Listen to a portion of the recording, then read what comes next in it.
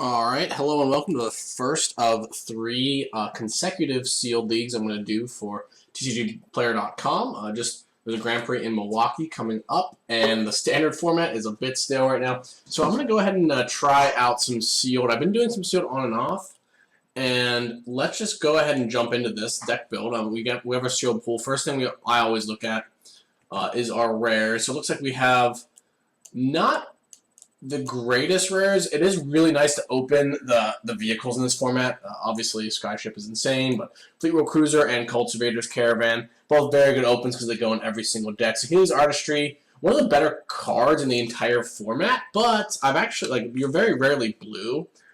Just because blue is very weak, there are a lot of not great cards. We have a Pound Harmonicon, which, could potentially be good. It's more of a draft around me card, so we'll see what we have.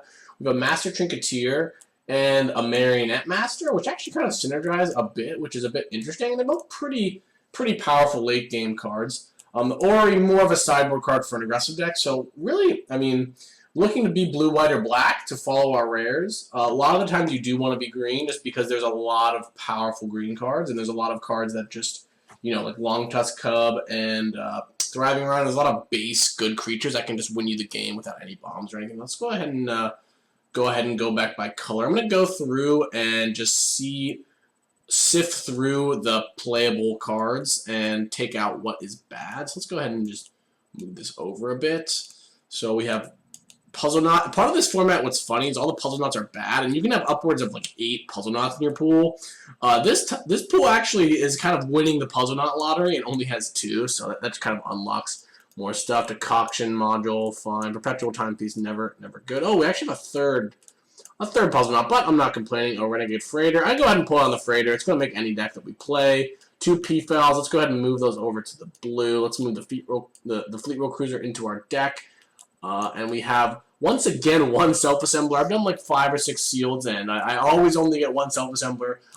Sometimes I get 3, and one time I got 4 Armada Expresses, just kind of mocking the fact that I can never assemble the assemblers. Ether Hub, good open. Two colored or multicolored cards is actually a bit low, and the multicolored cards are pretty big in this format because there's a lot of artifact cards. You don't have that many colored cards, and these are usually pretty big pulls and synergize pretty well in those color decks.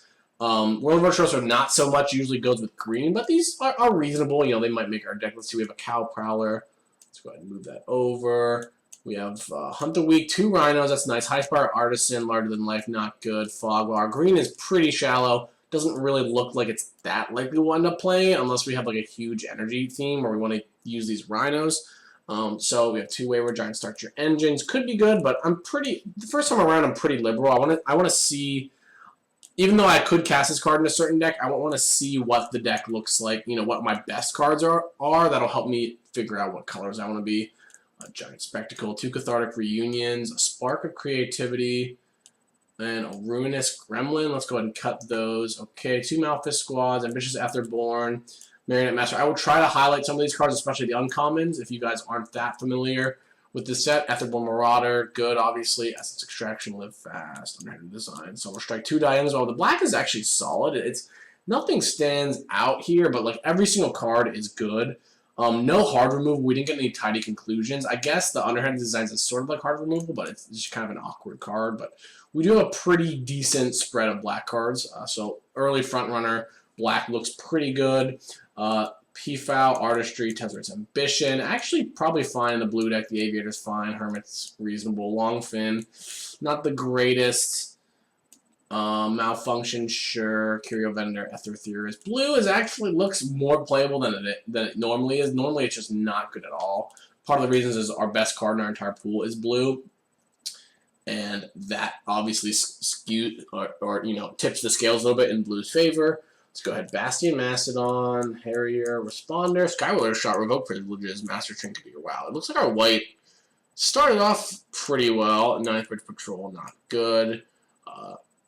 2 Trassled Dromedaries. I've never actually said that full word out loud. I've never had that card cast against me or cast it. So looks like our white is actually pretty solid. Our white does have these aviary mechanics, which work pretty well with cards in the white itself, like Glint Sleeve Artisan, but also like kind of works with our black, right? We have a few 1, 2, 3, 4, and the Marionette Master. Obviously, we have a bunch of pretty powerful, not powerful, but just a bunch of Fabricate, which is pretty nice. So right here, I think that it's very, very unlikely we're going to be red or green, just because they're so shallow. I mean, the green does have like a few reasonable creatures and like a decent removal spell, but that's it. And we have none of our multicolored cards are touched to green at all, which kind of like makes me not really care to be green, just in terms of like the power level of our deck. This Ether Hub is pretty interesting because it allows us to not free splash, but potentially free splash with like a Tune to Ether, but I don't really think we have enough green to go base color green. I don't think we have a Skyskift deck. It doesn't look like we're that aggressive, or the Ori. Panharmonicon could be interesting with the amount of Fabricate we have. So I think that's what I'm going to look at first. I think the blue is good, but I think that the black and white just have more. While we lose our best card, the black and white both have their own rares and actually are both pretty deep. So let's go ahead and just lay this out a little bit. Be a little bit more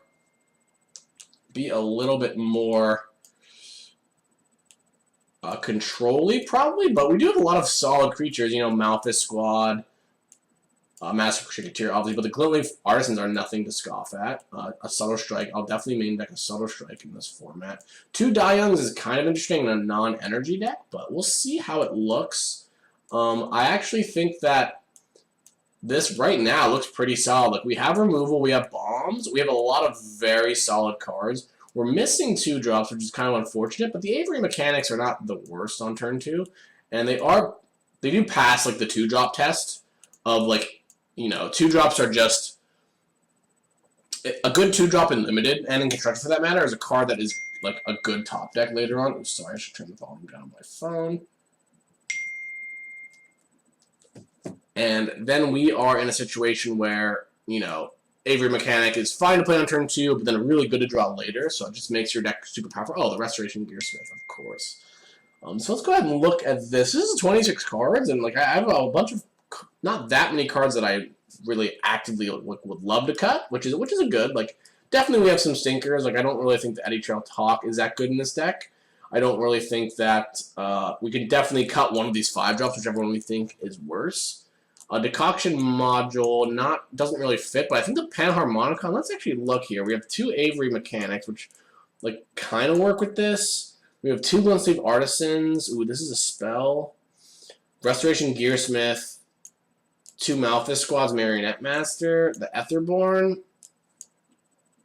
I don't really want to get too cute with the Panharmonicon, but it looks like it could work, strangely enough.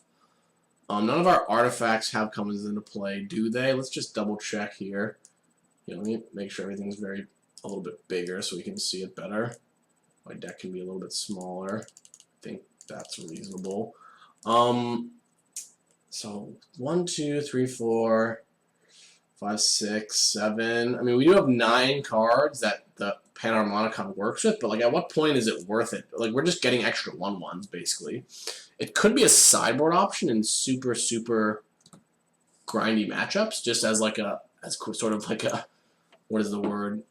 Like not a Bitter Blossom, but just makes us tokens. It lets our Glint Sleeve Artisans become 4/4s, and it doesn't even, the Panharmonicon is not that synergistic with the Aviary mechanic. If I had like 1 or 2 Prophetic Prisms, I think I could maybe make this work, but right now it's not really that much. But let's look at the blue again. Like, I mean, Ether Trainwind's not good. Vidalcan Blade Master isn't even really good. Malfunction is the only removal spell, and white has better removal spells, right? Skylar Shot, Revoke, and Fragment House, and black has better removal spells. I think I'm not even going to bother laying. Well, that's probably bad. Just to see, let's I think it would probably be, my black is very low. Like, I have enough 2-drops to play blue, because I'm like getting an Ether Theorist and could probably play some number of Consulate Skygates, but I don't know if I would want to. Like, and if I played blue, I couldn't. Could I be? It's just not. There's just no way it's gonna be better.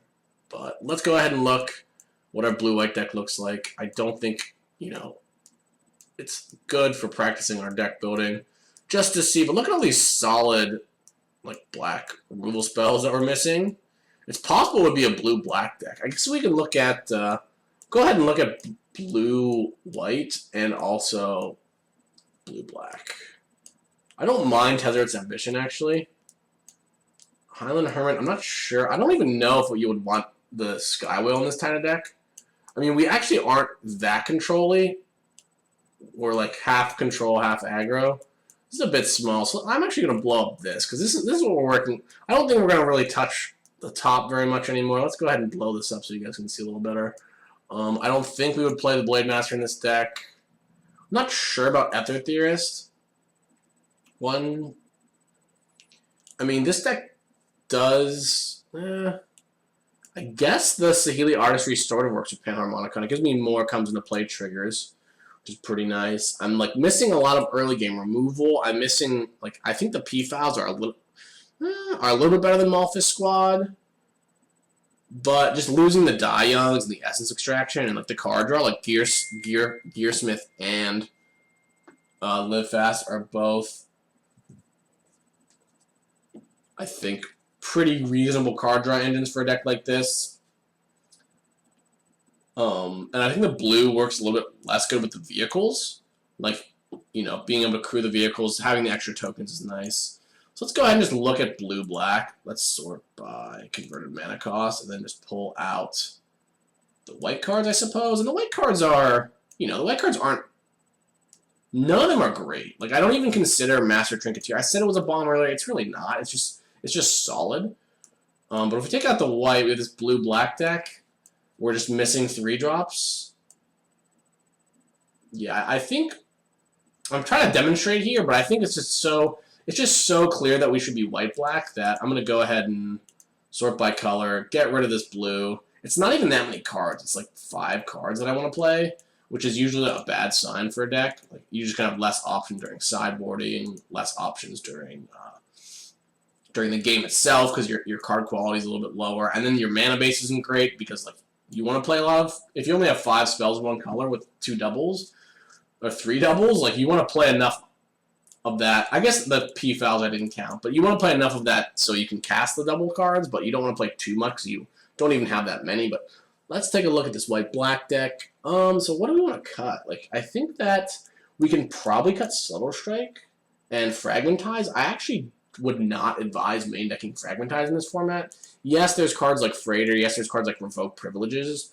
But there are a lot of artifacts that might cost more than that, and there are a lot of decks that just don't play any, or play like 3, you know? If you look at my deck, like, my deck has, obviously hitting Freighter or Fleet Wheel Cruiser, or I guess Revoke is great with the Fragmentize, but that's only 3 cards, you know? If I only go 14 cards deep in a game of Limited, like, it's not unreasonable for me not to draw one, even though they're such good targets. I'd rather see the target first, kind of evaluate my spot, see if I need this for tempo or something, and then you know, like, if I'm on the draw against a deck where I've seen Freighter, like, I'm much more likely to want this than just in the dark.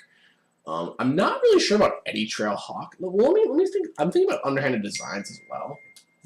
I really want to silence my phone. I'm sorry. And I think that Underhanded Designs is like the card that when this set first came out and I was doing house drafts and being a little bit kind of exploratory, not even really exploratory, but just doing early drafts, like, I took it highly. And the trick is this format's very fast, and you just don't have time to activate this. Like, when you play this, it's almost never gets activated.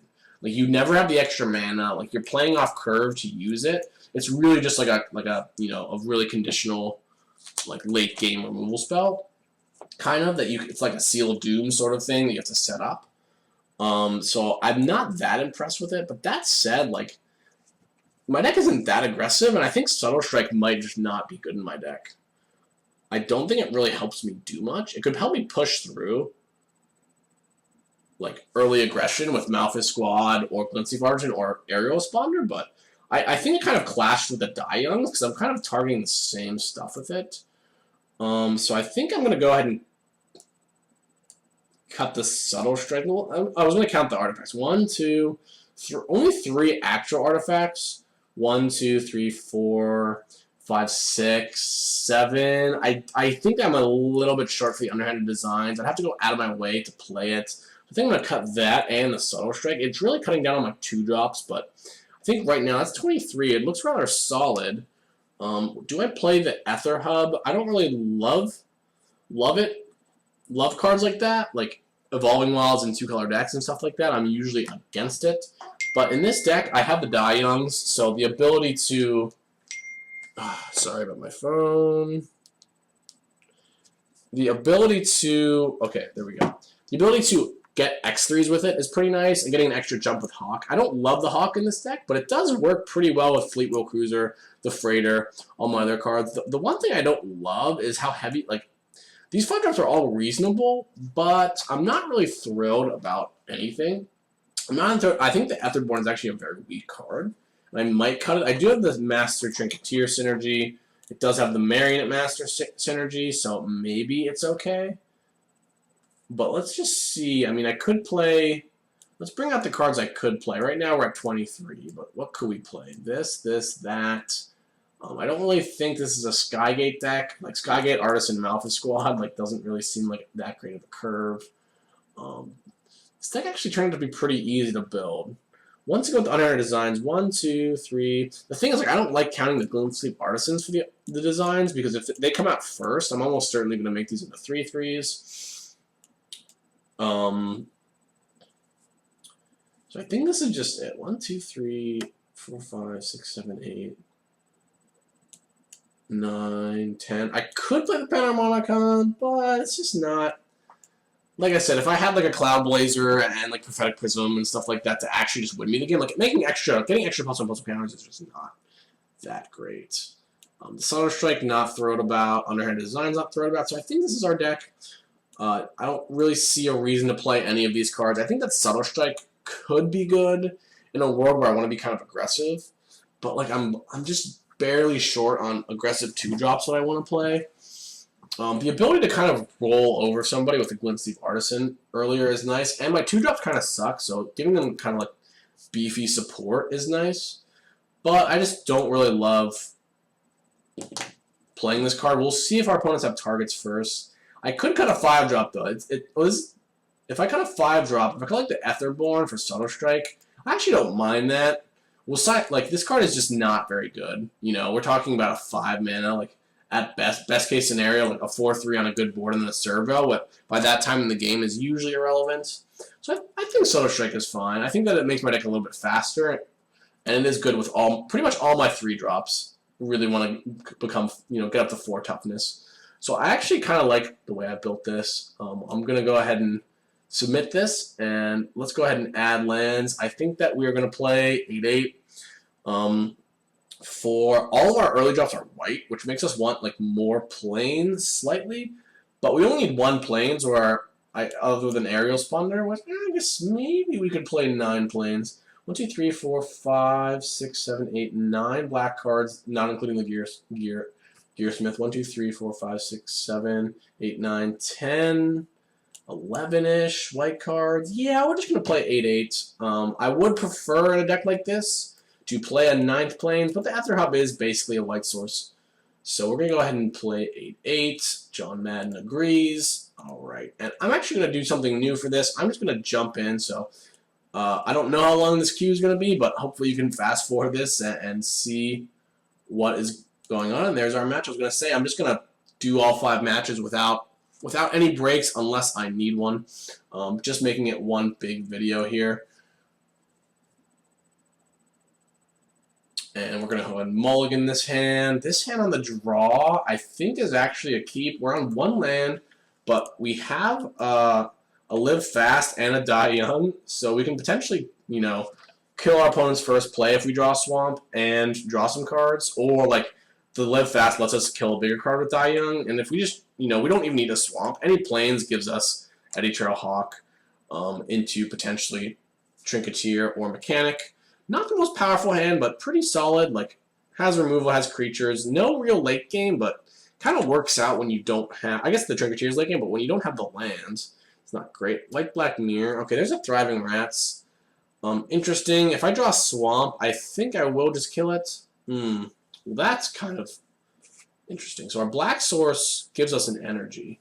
So we might want to use that to cast the Live Fast to find another black source. I'm just going to go ahead and play Plains and the Eddy Trail. I think that we want to save Avery Mechanic potentially for value. Like we can pump the Eddy. So not pump. We can bounce the Eddy Trail Hawk to get more energy. The only worry I have about this Thriving Rats is... Oh, I should have played the Ether Hub this turn. Well, I actually made a mistake already, because if he plays another energy card, he can make the rats into a 3/4. If I play the Ether Hub, that gives me another energy, and then I can play like Swamp and kill something. I guess because of the Eddy Trail Hawk, though, I probably have enough energy to kill anything. You can't really play anything that has more than 4 toughness, but could potentially happen. Lin Sleeve Artisan. Okay. I forgot about the Hawk. So the Hawk actually is giving us black mana. We need, wow, that's pretty tight play for him to do that. I'm kind of surprised he did, but it does play around, like, I guess he doesn't know what my second color is, so I don't necessarily know what it plays around. It doesn't play around. I can play Master Trinketeer here. I think now that I have the Marionette Master, I kind of want to just play this as late game as possible. Because like Marionette Master into Trinketeer is just so absurd. I just want to stay alive. It's kind of hard to do that when my best play is to play Live Fast. But I think I just need to hit my land drops at least on the next turn. And I want to draw a Swamp so I can stop using energy for black. And next turn perhaps I can go Mechanic into Die Young. Just gonna pass. We're gonna go to 12 here. I don't want to trade 1 for 1. I did draw the Swamp, so we have most cards covered here that aren't vehicles. Let's see what he's got. He's got a Fairgrounds Warden. That's not that bad for me, because it gives me more energy when that comes back down. Though we're going to be at 11 here. I think we can probably weather the storm. Actually, I don't even really need to kill the Fairgrounds Warden, but it does give me energy back, which is nice. So I am just going to go ahead and do that. And I think I need to just run out my 2/2. That gives me double blocks, potentially, on the rat, and that also gives me the ability to just trade for the Glint Sleeve Artisan. Really unfortunate, because if I had, like, one other play here, I could be comfortable to go, like, Marionette Master into bounce it, but I don't, so we're just going to play the Avery Mechanic. And I think that's going to be the problem with our deck, is that, like, these mechanics, I was saying they're good late game, but we just have to play them on turn 2 where they're kind of like you compare them with like Thriving Rats, right? Or Eddy Trail Hawk, they're just not that impactful. So that's my only worry. Other than that, my deck's pretty solid. He has a Tidy Conclusions. Okay, so he's going pretty aggressive here. Not really the end of the world, but I don't feel great about my spot. He's using his removal on a 2/2, which means either he's got more removal or like a pretty powerful play to leverage. Right now, I think I can't really play the Freighter because I can't crew it. So we're just going to go ahead and play the Trinketeer and pass. Kind of in a weird spot because I want to trade the Trinketeer off for rats, but I also want to have 3 2/2s, which will probably not win me the game, but slow him down completely. I think he's got more removal, though, like that Tidy Conclusion. But to be fair, like if he had any other removal, he probably would have used that instead of Mechanic. So I think we're actually going to take this for 1 turn and just try to ride the Trinketeer to victory. If I draw a land in the next 2 turns, I can play like Freighter on turn 7 and start making 2/2s. We drew a pretty nice one in the Aviary Mechanic. Probably shouldn't have done this pre-combat. I don't think I want to attack with the Trinketeer because that does... it is pretty tempting because that puts him on a clock, and I'm at a pretty low life total, but there's not that much he can do to break through. I think I'm just going to attack with the Hawk. Is it even worth it to attack with the Hawk, honestly? What could possibly go wrong? Like a kill on the Trinketeer and make it obsolete or something? It seems wrong not to for him, but the impeccable timing is the card that I'm worried about most. And if I just like, I either have to play around it forever or commit to attacking now. The turn that he played Tidy Conclusions, if he had the card that deals 3, he probably would have attacked instead of using the Tidy Conclusions. But that was what? That was last turn, so he's only drawn 1 card since then.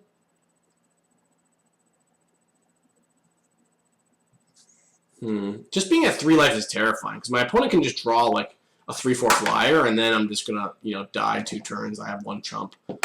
Oh, man, this is going to be pretty embarrassing if in my first match I don't play around the timing. Like I said, it's very unlikely he has it unless he just drew it. So we're actually going to go ahead and attack. And if he has it, we're going to lose. But I think he had to draw it last turn. And if not, I'm feeling pretty good because I just got him for 4 free points of damage, which is kind of nice. In a spot where if he draws removal for the Trinketeer, it's not great. He is, like, he definitely doesn't have it right now. So, and that's the kind of thing with plays like that. Like, in the long run, you get punished by, like he played Farragон's Warden on my 1/2, and he played Tidy Conclusion on my 2/2, and just tried to ride me to victory, and then, like, it's just, he just opened himself up to lose to this, Not that it was wrong, because at the time, if he would have drawn, like, 1 more aggressive, I'm at 3, if he would have drawn 1 more creature, or 1 more removal spell, like, during that time period, I probably would have just, completely and utterly destroyed me, or not destroyed me, but just killed me in time. But now, now things are looking pretty good. Like, I know he doesn't have the impeccable timing. I know that he probably drew whatever this, it's a Fumigate. Alright, well, that's pretty unfortunate. It's possible that he had that, but I do actually have a decent follow-up here. That kind of stings a little bit because I felt like I was coming back to win the game. I'm going to go ahead and play out both. And I'm just going to bounce the Aether Hub. Kind of unfortunate, we're now top decking, and it's possible he does actually have that other removal spell, and he was just saving the Fumigate, but weird game so far. I feel as if there was nothing I could do. There was nothing I can do to play around the Fumigate. Like, I had to put the Trinketeer and the Marionette Master in play to give me good blocks. And if he's flooding out, we have a little bit of an advantage, even though we're at 3, so we're not that terribly not favored here. Now that I do the Rock, I actually feel pretty comfortable. I think that we're pretty likely to win just based on we're just so far ahead on board. Even though we're at 3. We have him at 16. See if he can draw anything. Him drawing anything good is pretty scary, though. Like an aerial responder is a great example. Just because now I'm just so much... I'm mostly a flyer. I was going to say like a Skyward Harrier, but the aerial responder is scary, too. I can't quite beat a removal spell now unless I draw my own removal spell. We are kind of flooded out. Is there any reason to play out lands? I could play... I have no more Aviary Mechanics in my deck. I don't have the Live Fast either. The only reason to play them out, I could, like, I guess, like, protect me from Mind Run if I draw a spell. And also the Trinketeer. I think every Mana Sink is out, so we're just going to pass back. He is at 11, so if he... Like, the Freighter, if he doesn't play something, the Freight... Usually I always play out my lands. That's why I was thinking about it, but, like, me representing a card like like +2/+2 or something like that could affect his play. It's pretty tough since we're at 3. Gonna have to draw a removal spell for the Master. Subtle Strike. It's not exactly what I had in mind, so am I just dead? Ooh, I can actually Subtle Strike that to kind of mini blow him out here when he attacks these servos. That was actually one of my better draws. A pseudo kill spell for that. So let's see. Hopefully he attacks me all out and doesn't have a removal spell to boot. Like if he attacks with this, like he might attack with that too.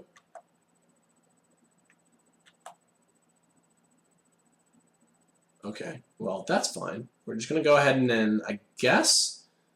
Do we animate the Freighter? I don't think we do. If he's got a kill spell, it's worse for us because then we're just... Are we just dead? We're not quite dead, but... Let's go ahead and block. So a pretty good draw from us. We kind of ripped... I don't know how many outs we had, but not that many. Creature -1/-1. Ooh, actually... I think I should put this on the Freighter.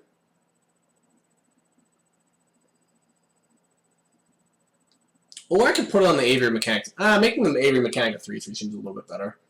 The Freighter already attacks through, though. Any creature... Let's think about creatures you could play. This 5/5. If this is a 6/5, like, it's possible that any creature wouldn't let him take it down. So I think... Actually, like, it's a pretty crucial decision. Like, at what point am I going to be able to attack with the Freighter? Not that... It's probably not that likely. And because of that, I think I should just put on Mechanic. There's no throttle or anything that I can think of, or Grasp of Darkness, so I think pumping the Harrier doesn't help protect it. There's like impeccable timing, I guess. Yeah, let's go ahead and pump the Mechanic.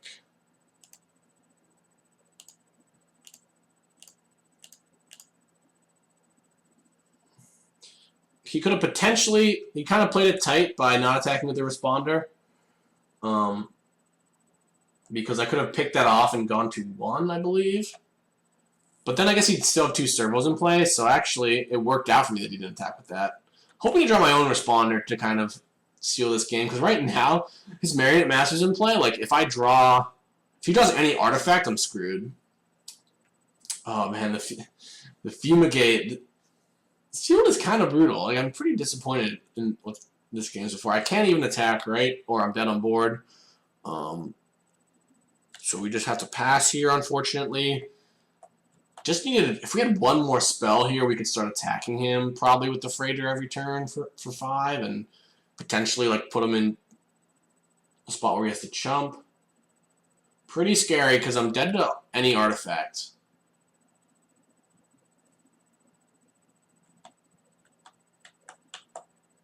Malphite Squad. That's a great draw. That lets me put pressure on him, right?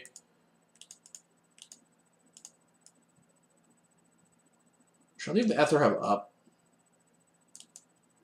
No, I don't think it's going to cause him to play it any differently. Going to make a servo. Pulse and Bustle counter is nice because that gets around that, but I'm just going to tap the Malphite Squad so I can attack. I just have to attack with the Freighter because I'm going to die. If I attack, I'm going to do a pump spell. But if he had a pump spell, he'd probably attack into the Harrier to kill it because he can pump the Marionette Master and kill me. But this attack actually is like, I'm assuming he's just going to take it, and then I might be able to kill him next turn. And with Trample, like, even if he draws an artifact, I might still kill him because the Marionette trigger goes on the stack. And if you, a mountain, that's terrifying. It must be a Harness Lightning or unlicensed. Brutal. Yeah, that's unfortunate. Our opponent had a bunch of really good cards. I think we handled it pretty well. One turn before we were really turning around. Wrath of God is unfortunate. We have 2 vehicles to play around it. We just didn't have either of them at the time.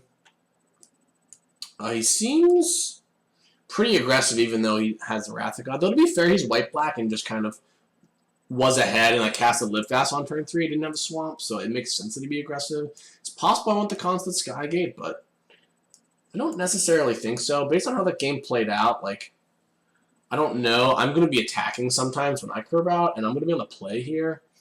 Fragmentize. We didn't see Revoke, so I'm not going to put it in. We didn't see anything else great with it either. Underhanded Designs could be good, like, if he's going to be trying to burn me out, or he has a Marionette Master, and we're going to that super, super late game, it could be reasonable. Because most of the time there, like, I had 2 artifacts by the end. It could be better than Subtle Strike, because I didn't see much for the Subtle Strike, honestly.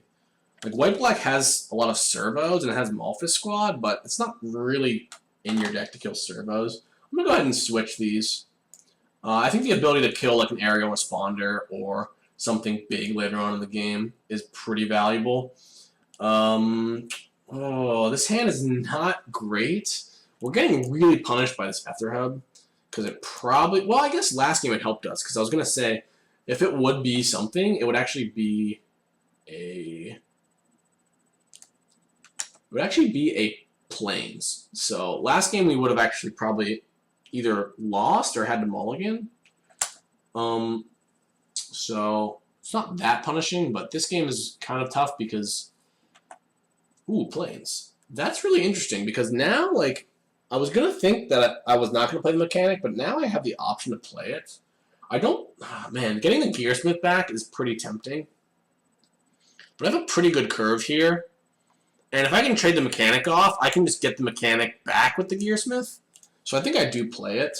I don't know how often is me playing this on turn 2 trade off eventually. It's not that often, but if look at my hand, right? I have a Glintleaf Artisan into Die Young for at least 3, which means I can put enough pressure on him that if he wants to trade, I can force the trade basically.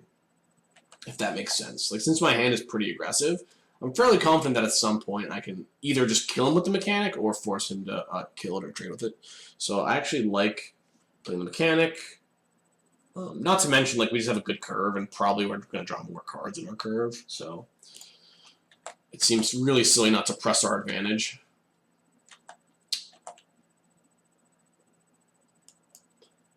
I could play around removal by making a servo, but I think I just want my guy to be big. If he plays an aerial responder or something, I guess I have the Die Young for most things, but I just don't literally like making servo. I don't really have that much artifact synergy in this deck, so I just want creatures to be as big as possible. We did play the responder, so I do have the option of waiting a turn.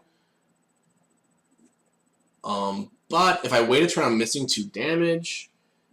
It's pretty not man. I could play the Malthus Squad. It's kind of close, but I'm really worried about him having +2/+2 up or something like that. Though killing it does play into a Gearsmith, and he has white-black, which that could be a reason that he's white-black. Though I guess we saw Fumigate and Marionette Master as well as good uncommon, so it's not necessarily he's playing that. He could be playing white-black just because his cards line up that way. Really mana inefficient, but I think we're just going to go ahead and snap this off.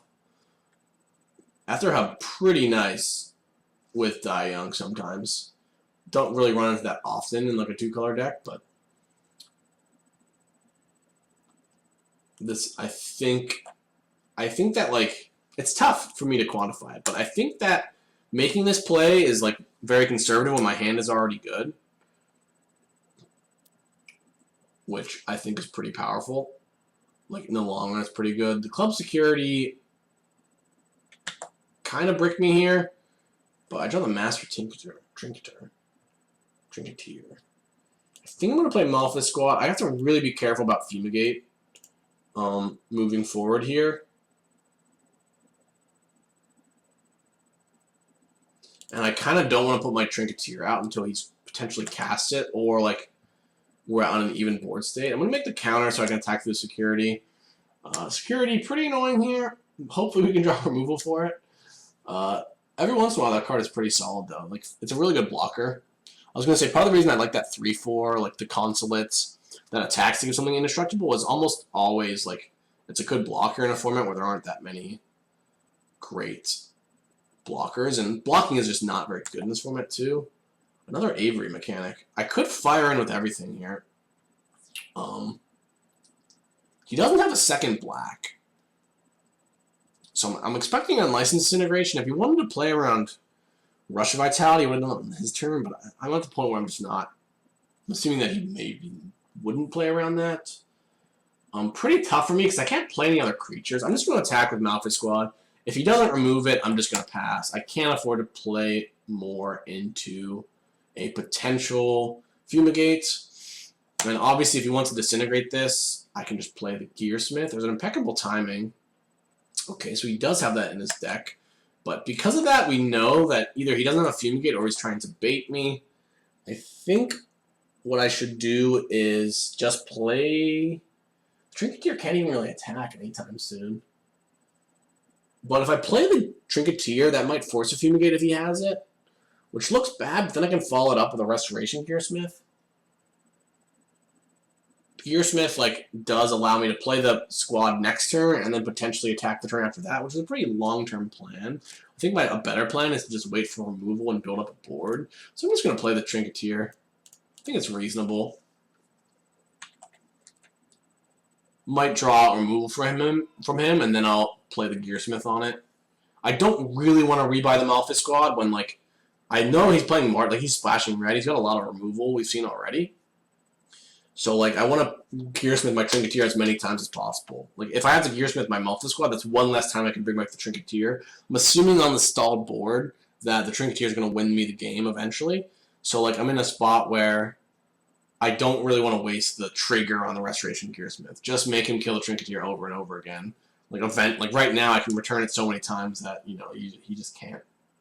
I'm assuming that he can't kill it every time. He's got Marionette Master, though. That could be a problem. He's got Midnight Oil. Ugh. So now I really wish I played the other way,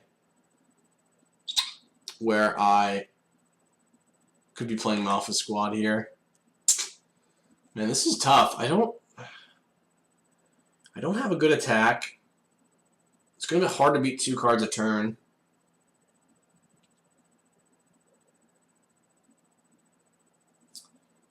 I guess if I was playing Malfa Squad this turn, I wouldn't be in that much better shape. I can just attack. Oh, man. Just Lava Axing him just to lose a guy just is so bad. I think what I'm supposed to do is just play the Gearsmith, then bounce it. Just to put as much power in play as possible. Hope that he bricks off a little bit. Or I draw removal. I don't love like showing him that I have the Gearsmith again, but it just puts the most power in play. I could not bounce the Gearsmith, but this at least gives me like quote-unquote a free attack next turn where I can fire him with everything and play the Gearsmith. He's pretty likely to play out 1 or multiple creatures this turn, though. Ugh, this game just played out so... Like, my hand was really good, but it just played out poorly because I didn't manage my removal that well. Had I, like, saved the Die Young and played the Malfa Squad instead, I think I'd be winning, because I think I could actually... Well, I didn't have enough energy to kill the security, did I? I was going to say, I'd rather kill the security than that responder in this situation where I have a bunch of 3 power creatures, like 3 3s, but... and 3 2s. But I couldn't actually kill it with the energy I had. I would have to, like, bounce my Ether Hub to get enough energy. God, so he kind of... I'm not going to say that he outplayed me, but I couldn't not... Like, he's got the Outpost Siege in play. I have to respect it, and I have to try to break through. And like I said, I do... If he did have Fumigate, I do have the ability to bring back my Trinketeer and start grinding out that way, but, man... That is just a brutal combination. Midnight Oil, like, even if I wanted to, I couldn't just allow it to happen.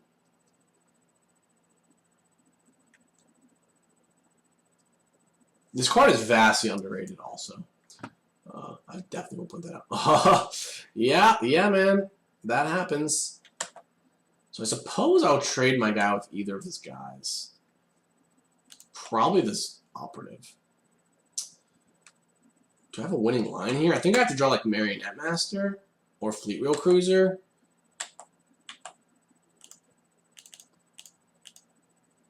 So I suppose I just make it 1/1.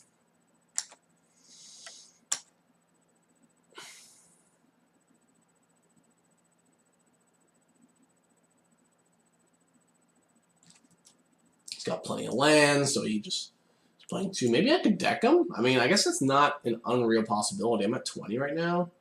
Fairgrounds Warden? Okay. He can't really hit the Gearsmith. I think that's too risky. I suppose I can draw Eddie Trailhawk. I guess I'm not really dead.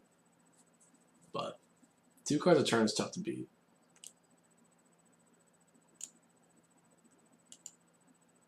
Yeah, he takes the Malfa Squad. That makes sense.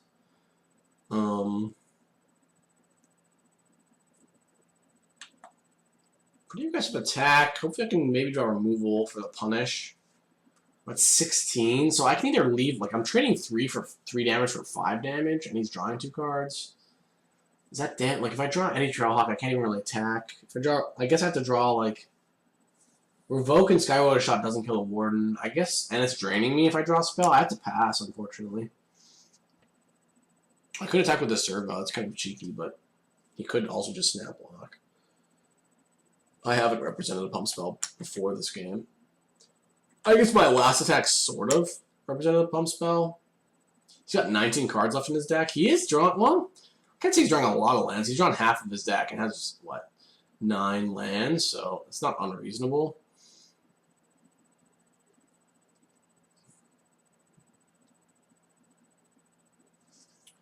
At this point, I think I will just trade off for the operative. Oh, he's not going to attack. Okay.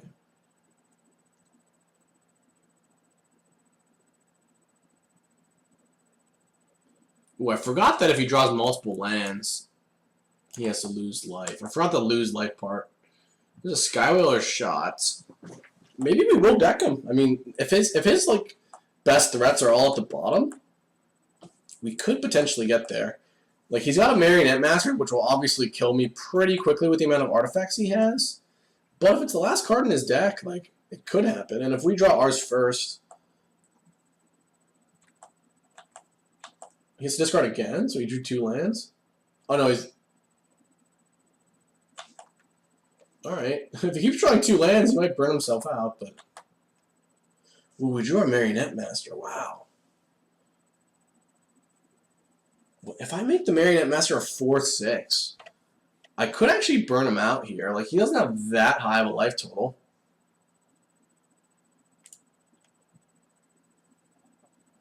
He got 17 cards in his deck. How much more artifact generation do I have? Like, the big one's gone. I have some, what is the word? What is this word? That's ugly. I have some fabricate guys left. I think that he has, like, I just don't think I can afford to make this a... Well, if I make it a 4/6, that makes it a much better blocker. And it drains for a lot more. I have to decide, do I think I can... I don't think I can kill him through 2 cards a turn. I think I have to try to drain him out. He's already cast the Unlicensed and the Fumigate. He cast a Tidy Conclusions, though. So I think I just have to make servos. Do I have any way of pumping this? I don't think I have any way of pumping this. So we're just going to pass. Try to deck him. I mean, it's not unreasonable. It is not unreasonable, though. He's running out of lands in his deck, so that's kind of a problem.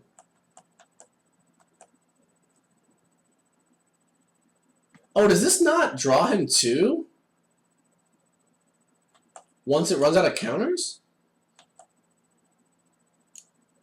Or is it a May? Huh. I guess I didn't understand how this card worked.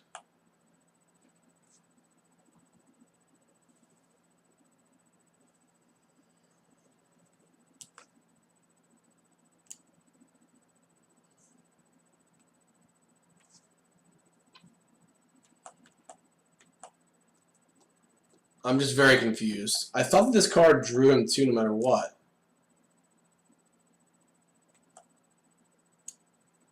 One additional card. Oh yeah, he's on 2. I guess last turn he just slammed a land really quick. I think we probably will... Oh! He doesn't have any Fabricate creatures right now. I have a Skywhaler shot, so I can actually stop that. Wow, this card's insane, though. This card's insanely good. Tidy Conclusions. Sure. You need to be careful because this drains me. Why doesn't he attack with this? I guess I can just double block with servos now. But if he has randomly a Mind Rot, I kind of want to use the Revoke on the Dund Operative, but he could have something big in there, like a dragon or something that he'll put up. I guess whatever.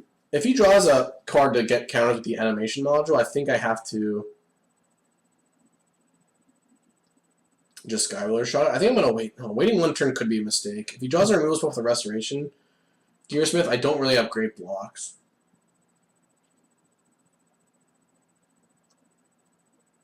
But we did see the Marionette Master was the biggest threat last game. The Aerial Responder is already dead. Yeah, let's just revoke this guy. We're going to get drained, whatever, it's fine. I'm going to try to deck him. Seems weird he's got the module in his deck. I haven't really seen that many things. Maybe he's got Fabricate cards. Once again, hopefully they're all on the bottom. He's doing a pretty reasonable job of drawing lands for me, which is what I need. I just need, like, the bottom, like, if the bottom 5 are just all clumped spells, there's the Thriving Rats. That's a problem. We're going to have to Skywhaler shot that. I guess I can just block it, actually. I can just block it with my team. Pillar Bug, sure.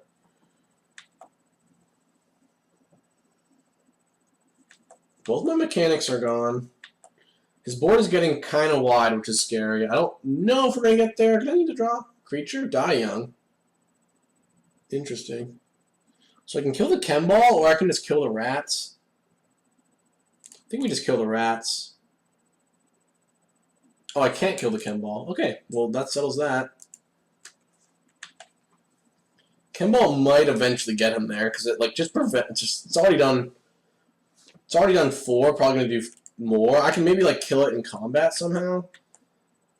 But yeah, he's got 11 cards in his deck. I still have the Skywater shot, so I could potentially convince him to alpha. But yeah, now it's just every turn. Like he's starting to draw like this section of spells that are in his deck, left in his deck. So we really, really need to. All right, we're finding his counter creatures. We really need to draw spells. Just anything to, preferably creatures, honestly, so we can block. I'm surprised that he hasn't been attacking with this Dun Operative. I think that like cutting me off of. I guess he maybe has like subtle strike and stuff like that. Cutting me off of the ability to like spread out my blockers and block efficiently is a pretty big deal. Ooh, he just discarded the Fragmentize. I think he forgot that he has a maximum 0 hand size once this goes. I think more Marauder. Okay, that's actually... That could have won me the game a while ago.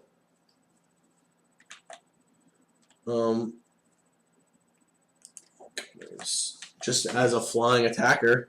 Actually, it's pretty nice because I can kind of just use it to gain 2 a turn at this point. So he's got 7 cards. So he's got 3 attack steps left. Not a kill spell. Oh. Wait. There's... Oh, right. We knew that he had that left, didn't we? Yeah, we said we needed it to be the bottom card of his deck. So that is unfortunate. That is really unfortunate. He's going to make it a 4-6. Ugh. So now we have to deal with that and the Ibex. He's got 3 attack steps. Maybe we can do it. Maybe. I have the Skywheeler shot and the Lifelinker. He's attacking with these? That doesn't seem good. I just have this Lifelink blocker. He did attack with this? Wait. What the heck? I think he's just throwing the game away. He's not attacking with the Ibex. Wow, this is a pretty big swing in my favor here. I can block this. I can block that. I can double block this guy. Am I missing something here? Block the servo too with my servo. Just saves me damage. He's got 0 cards in hand. I don't exactly understand what his plan is here, but...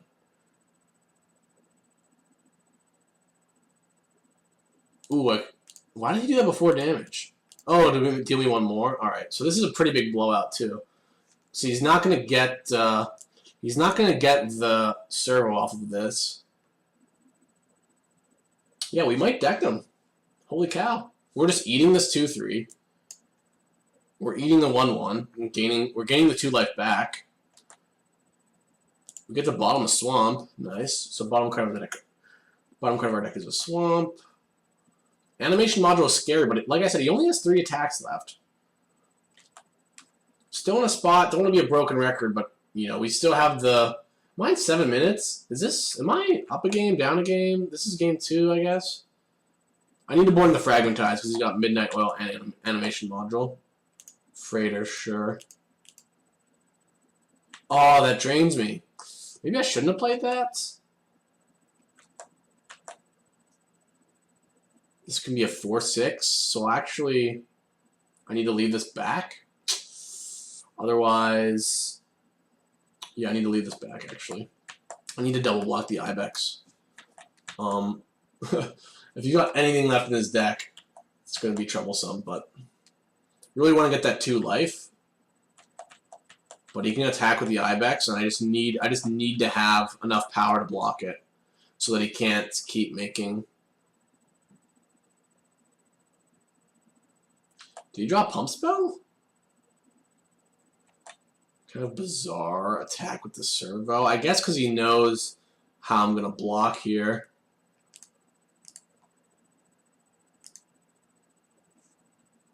Double block on the Ibex. So he's got 2 combat steps left. I think we're going to squeeze this one out, assuming like he didn't just draw something too insane. Because honestly, I could have servo chumped and put the Marauder on his servo. That might have been better. Now that I think about it. Because like he only has 2 more combat steps, so all I really have to do is not die. I don't really need to deal with the Ibex because I can just block it twice. Nothing? I have nothing? Alright. When I said my plan was to deck him, I didn't actually think that was something that could happen.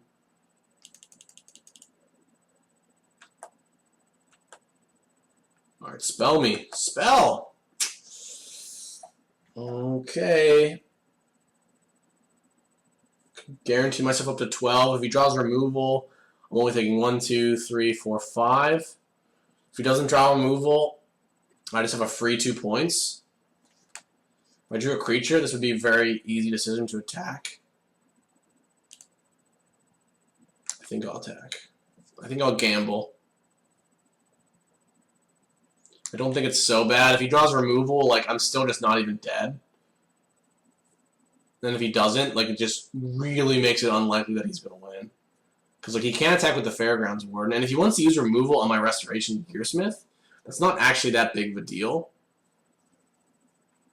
Because then my Etherborn Marauder's still alive. He's got removal too. Okay, he's got Thriving Rats. Alright, so I think we win.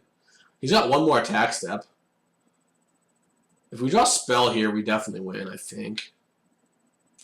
I need to be careful because I'm really getting clocked here.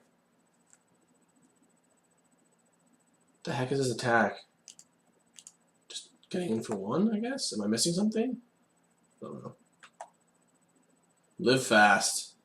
Oh god, that's an interesting card. Because it drains you with Chemball, I think I just pass. If I attack him for 2 here, I go to 13. 1, 2, 3, 4, 5, 6, 7, 8, 9. We can only potentially take 9. If he draws like unlicensed, 13, 10. 1, 2, 3, 4, 5, 6, 7, 8, 9. We actually die if we don't attack with this. I think I will attack with it. Oh man, that's really close. I only have 5 minutes. Let's just... It's so unlikely he's got another unlicensed. Let's just attack with it. If he's got removal, it's like the same. So...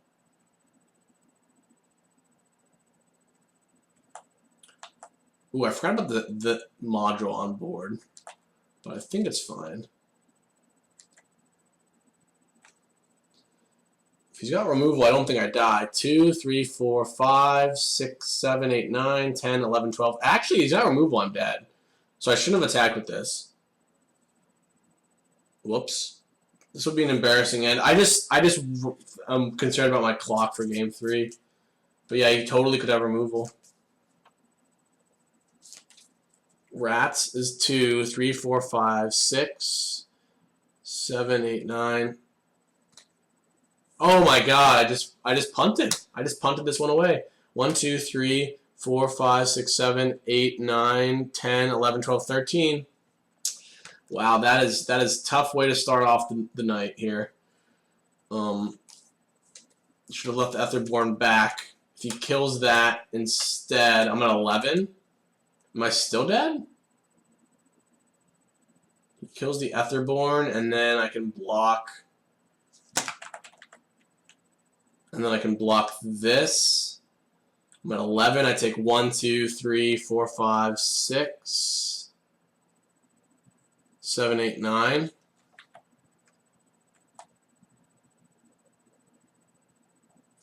Yeah, the no blocks on this. Wow, that is impressive. Like I said, I thought maybe he's got another red spell. I was gonna say because he didn't have a second, since he only has 2 red and like no other things in his deck, I thought that maybe he only had 1 red card. But oh, well played by my opponent.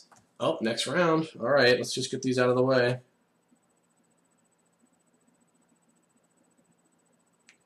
Wow, I'm pretty embarrassed. I remember I was like, "There's no way I can die," but I just forgot about the. It happens, man. When you got pressure like that, I just forgot that the animation module was gonna make him a 1/1 servo. If I didn't have that clock next to my name, I would have just not. I would have just figured it out. But then I was dead to a removal spell if I attacked. It's clearly wrong to attack, right? Otherwise, he's got to kill the 2/2 lifelinker, right? I'm at 2 less life, but then I can block a 4/4. So yeah, that is tough, man. It's pretty embarrassing. Hopefully, we can bring it back here.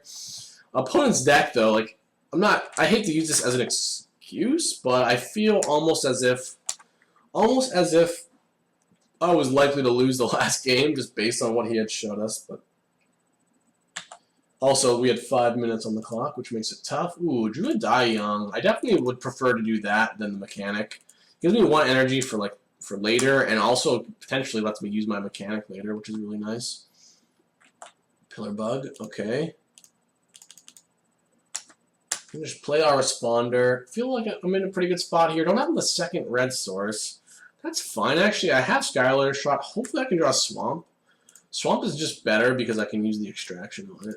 Even though I can extract the Pillar Bug, I think the Skylar shot is just better. It's better against opposing removal. It's better against, you know, something with more than 3 toughness that has 3 power. It's obviously worse against like a 2/4, but I am. If he's not built to smash here, I'm pretty clowned. But he's going to make this attack every turn, I believe. And if he's got built to smash now, we're just trading life off. I think I actually just take it because it's only 2 damage. I'm at such a high life total that the risk-reward, like, the risk is low, but it's just potentially so bad. And the Malphus squad can just block this next turn. Or I could draw a removal spell for it. I think I'm going to just play Malphus, though.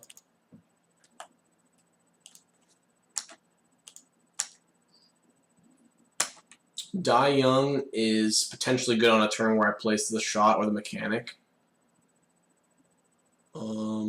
Interesting attack here. Didn't pop the puzzle knot before combat or anything. I think I'm going to block the operative. I think he only got 1 black source, so I don't really care about the Pillar Bug that much until he plays another black source. Malphus squad down. He's got his own squad. He makes a servo. Okay, we're up to live fast. I think definitely gonna play that. Leave up a black. I don't really want to waste my mechanic for no value at this point. But we're gonna go ahead and attack, and then just kill the Malphus squad. We're still kind of in a standoff, but he's got to pay the black, which he can't afford to do, and I don't. And I'm not high enough life total, even though he's a red-black aggressive deck. I'm just going to keep taking. Right now, actually, if his last card's built to smash,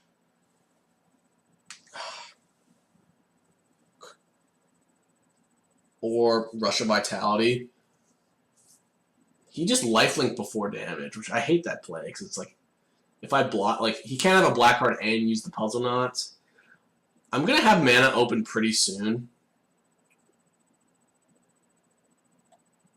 It's fine. I can still take 2. Like, I've got more spells in my hand than him, for sure, because he's got 1 spell. And 2 if he draws off the puzzle knot. So I feel pretty comfortable. Just waiting. There's a pretty good one. Even though I've taken maybe like 6 quote-unquote free damage. I could actually just play the Etherborn Marauder. I kind of like that. I'm at a high enough life total where I can afford to take some hits. He's pretty low. And if he wants to kill one of these, I can then return it with Restoration Gearsmith. I think at this point I do block, though, because I'm just in a spot where I want to block the one that can't. The build to smash isn't as bad for me here, and I have the Gearsmith just to return it. Looks like he did have the build to smash the entire time, so I feel. I mean, maybe he didn't have it the entire time, but now, like I said, I'm very comfortable because I can just Restoration Gearsmith to bring back the aerial responder. And yeah, we got kind of blown out. We could have kept playing around it. But we put it on the non-life linker, so we didn't gain 3 life, which was really relevant.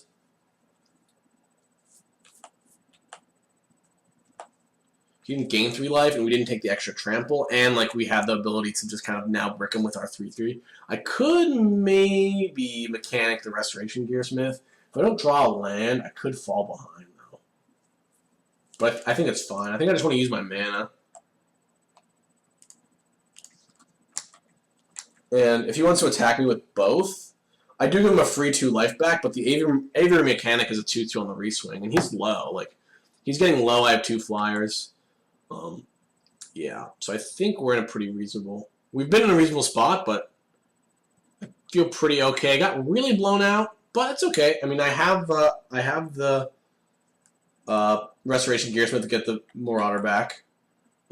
He can't do anything right now. Kill that. Malphus Squad. Kind of awkward, but I'm going to top it just because it's a spell. It means I could like bottom it because a land lets me double spell next turn, but Malphus Squad is just good. We'll definitely block here. I still have the Gearsmith, so if he does manage to kill us with a pump spell, we're in pretty good shape. I do have like the Restoration Angel, or sorry, the Restoration Gearsmith mechanic chain right now. But I think I'm just going to play this and get back my other lifelink flyer. It's the same situation as the entire match.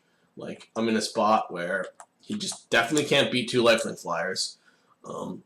Not to mention what I have in my hand. So even though I've given him more draws, I let him like draw into the demon. Like, I still feel pretty great. Freighter. I think Freighter is better than playing the Marauder. Not by much. Actually, I probably should have attacked first, huh? The 3/3 just owns the board. I am willing to make the trade, because making the trade lets my Freighter like win the one-on-one fight. Because right now it doesn't actually do much.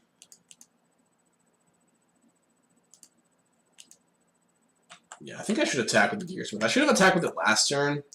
Like, I just want to... Yeah, he can't afford to trade, because then my Freighter is just so powerful. Because he needs to, like, rip something, and then if he's double blocking this, he's just dying to it anyway. Done operative. Okay, that's a reasonable draw. Let's him trade with whatever. Keep drawing great cards. I am willing to trade the Gearsmith still.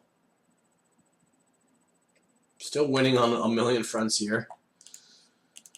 I wonder what would have happened if I would have played around that Built to Smash for one more turn. Like, it would have been pretty absurd. But like I said, I didn't think I was losing. Like, Demon was one of the cards that could get me, and it just didn't. I was just completely fine the entire time. Still a bit still shaken up by that first. Oh man, that first match where I just put my. Like I said though, I shouldn't be so upset about it. Like I just didn't see myself being dead to a removal spell. Obviously, it's a bad attack if that's the case. Go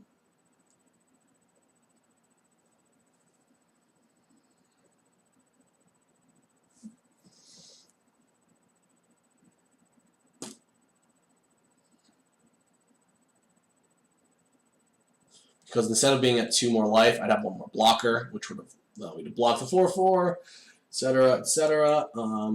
Pretty aggressive red-black deck. Didn't really see... He has a Thriving Grub, so Summer Strike could be good enough. Summer Strike's still fine if they don't have X1s if there's a lot of combat. It's not excellent against, like, Built to Smash. So I could change it up. I could also put one of these Skygates in. It's pretty good if he's got, like, Screecher... But it's not good against Dund Operative, not great against Thriving Grubs, not good against Salvaging Gremlin. So actually, I'm not going to put it against this specific white-black deck. I think we're just going to run it back. I didn't see enough of a reason to play Fragmentize.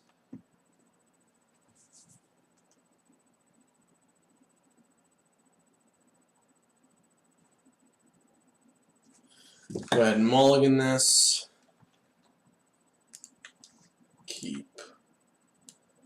Bottom. I think in these situations, when you're on 6 cards, it's reasonable to bottom the 4th land. If it was a Plains, it'd be more likely to keep, but even then, like, you're just risking flooding out so much. You're still pretty likely to have in one of my first 4 draw steps draw land. If this deck had a lot of like 5 drops and 6 drops and stuff like that, then I'd be tempted. But this deck, I have 1 6 drop and 2 5 drops, so we're not really forced to keep a land there. I mean, it's a pretty obvious bottom, but I'm just kind of talking through why. Ooh, that's a pretty strong play. I can either try to Skywhaler shot it. Ooh, Die Young. I think I'll just Die Young it. It's a pretty good draw. Don't really think I'll need that many jumps with the Hawk against such an aggressive deck. And we're the control deck. It's possible I should have even boarded out. Like I said, I could have boarded in the Skygate for the Hawk. But he actually does like have some late game. He's got the Puzzle-Knot and the Live Fast. Ooh, we drew our Live Fast. Alright, that's pretty nice. I could make a 4-2 here. If I had more energy, a 4-2 is a little bit better. I think I still make a Servo because he might only play 1 creature on his next turn, and we're in a spot where he's playing a red-black deck. Like, he might have cards like Die Young. He might have cards like, we know he's got, or we actually don't know he's got Welding Sparks, but the idea is that if he's got removal, it's better off to not have. We're getting kind of punished, but I still feel pretty comfortable because he's got removal a lot of the time. He's at 11 here. Attacks a little bit on mana. I think I just played the other flyer. Like last game, like the Flyers really just beat him down. I could try to play like Artisan first so that I can get a counter on this to make it a better threat. But oh, Demon.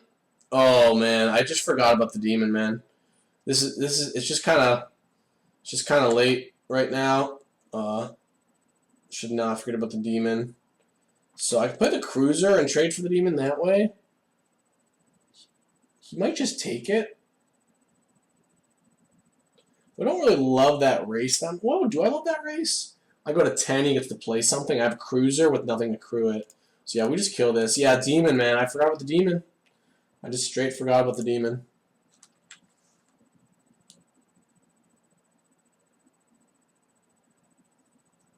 Yeah, we bought him. Don't forget about the obvious cards. His deck's pretty strong too.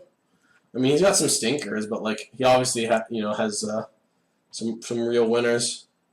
Salivating Gremlins. Yeah, I guess we were just. I don't know if there was a way this game to play around all this stuff. We were gonna run into the Demon eventually. I mean, if I played the 3/3, obviously the Demon wouldn't be so bad, but I played in such a way where I was just super torched to the Demon. Oh yeah, his hand was great otherwise, so I don't feel so bad about it.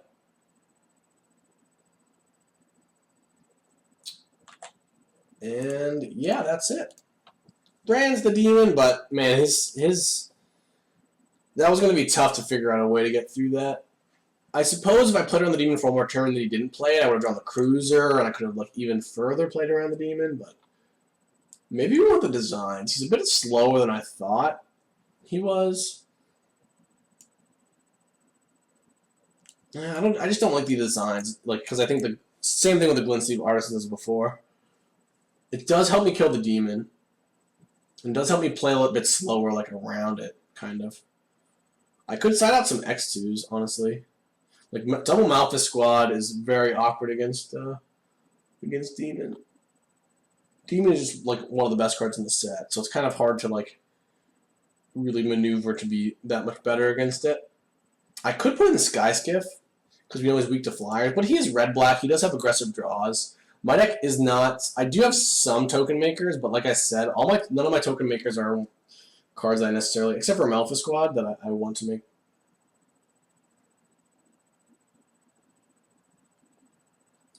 So let's try to get this match. Much faster match than the last one. He's thinking about his 6. Definitely an awkward draw here, but we do have the Trinketeer. Trinketeer is a lot worse when your only white source is an Ether Hub. So hopefully we can draw Plains and ride it to victory.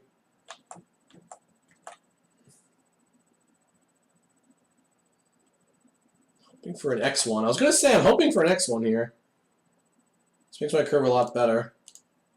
Even though I prefer to wait one turn, I think I have so many 3 and 4 drops that I can draw. Not to mention, like on turn 4, if I don't draw a 4 drop, I can just make a 2/2. And because of that, I think that using my mana is better than trying to get a counter here.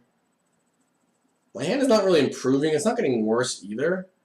Aether Torch Renegade. That's actually a pretty strong card against the Trinketeer, assuming he can remove it. But I'm going to take this opportunity just to make a 2/2. Do get blown up. Not really that blown up by removal, but Salvating Gremlins. Okay. So I can maybe just... Ooh, if he's got... I think if he had removal for the Trinketeer, he'd use it. Here, if I could potentially Essence Extract the Salivating Gremlins and just go in. Which I don't hate. Oh, I guess he can block the Trinketeer with the Renegade and ping it. So I guess I wait a turn. And I can go... I have so many 3-drops in my hand, I can go 3/3 next turn. I don't think there's any reason to play like Glint Sleeve Artist in this turn over making 2/2. Malphus Squad, okay. What's he going to do? He's going to make a 2/2. Could Essence Extract this, but I actually don't mind that attack because it opens up me for the reswing. Pretty significant reswing here, potentially. And since I have the Essence Extraction to gain me life, ooh, Die Young. That's actually a pretty big draw.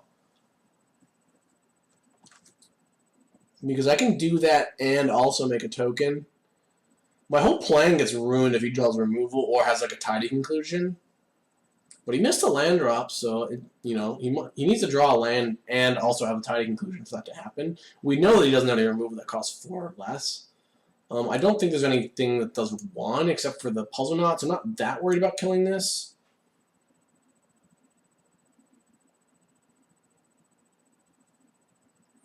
I think we just start off with an attack. I could kill the Gremlins also. I could kill both the Renegade and the Malphus Squad and attack him for 7. It's a pretty aggressive play. Then if I draw land, I can sort of go pretty wide.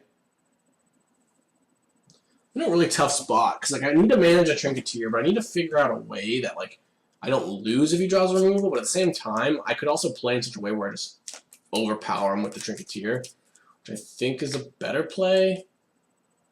Because if I Die Young, right, I can make a 2/2 or Artisan, which is like just a more tempo-oriented play.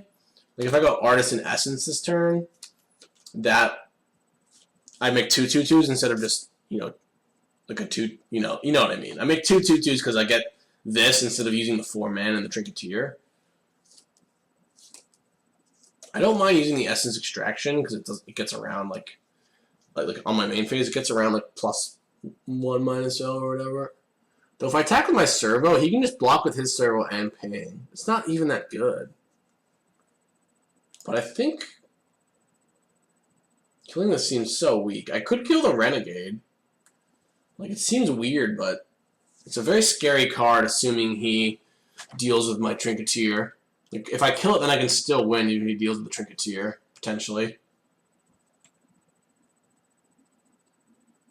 And I get in more I get in the same number of a similar number of damage this turn.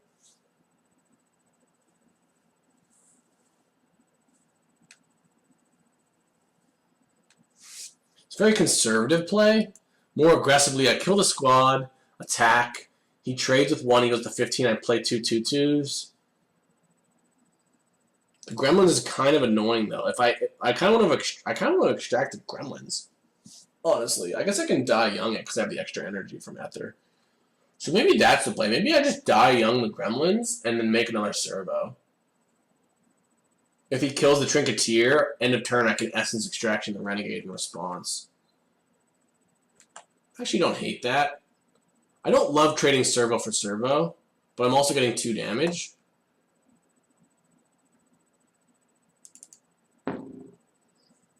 Trading servo for servo is kind of weak. No, I think it's fine. It's conservative, but it's good, I think. Because he's pinched on mana, I kind of want to just keep him off dealing me damage. I think I'm like right now, assuming he doesn't have a tidy conclusions in his hand, I'm sort of winning. Sort of. Not exactly winning the late game, but I sort of am. Because my plan is to just make a 2-2 at every opportunity. He's making pretty aggressive plays, which is nice because I have the Essence Extraction.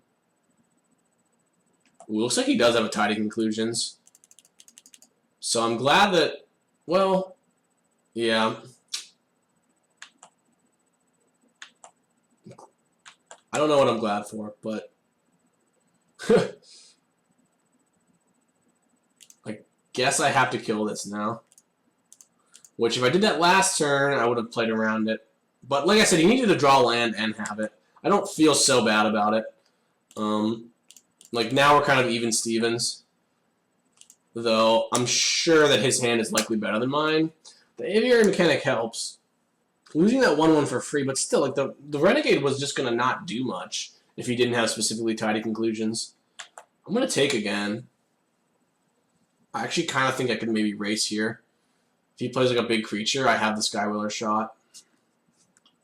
Upkeep? I guess I do upkeep this. I'm going to do it anyway. I might as well get a positive draw here. That could, like, I could potentially draw a 3-drop or a 2-drop I want to play. And then I play up the Mechanic.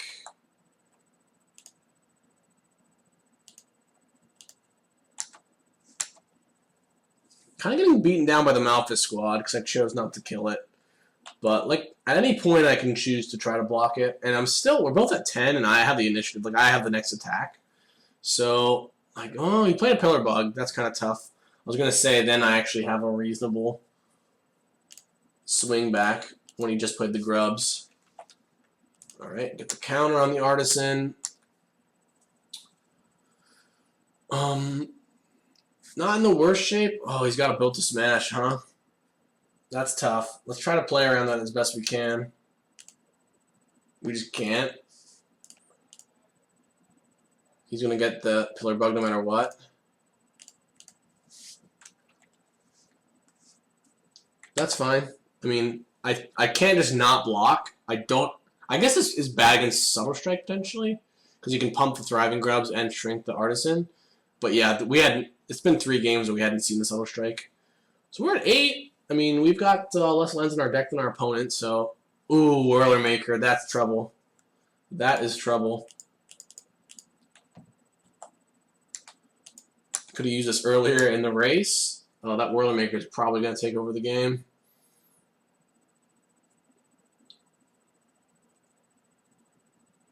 Oh, he drew a Death Toucher. I was going to say, that was actually a pretty risky play, playing that Live Fast, but worked out for him.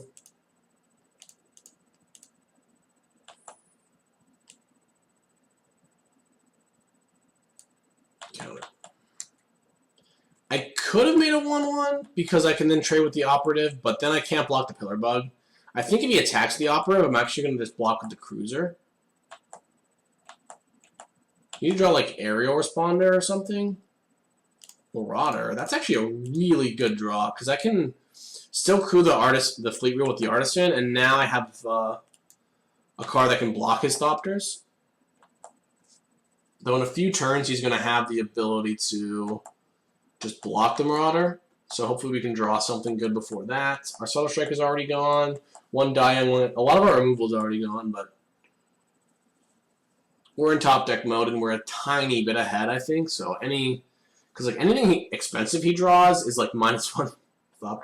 I don't know. Am I playing bad tonight? I don't know. Like it feels like I'm just getting savaged on top decks, which is kind of like, I don't know. As much as I play Magic and try to remain stoic, it still just really irks me.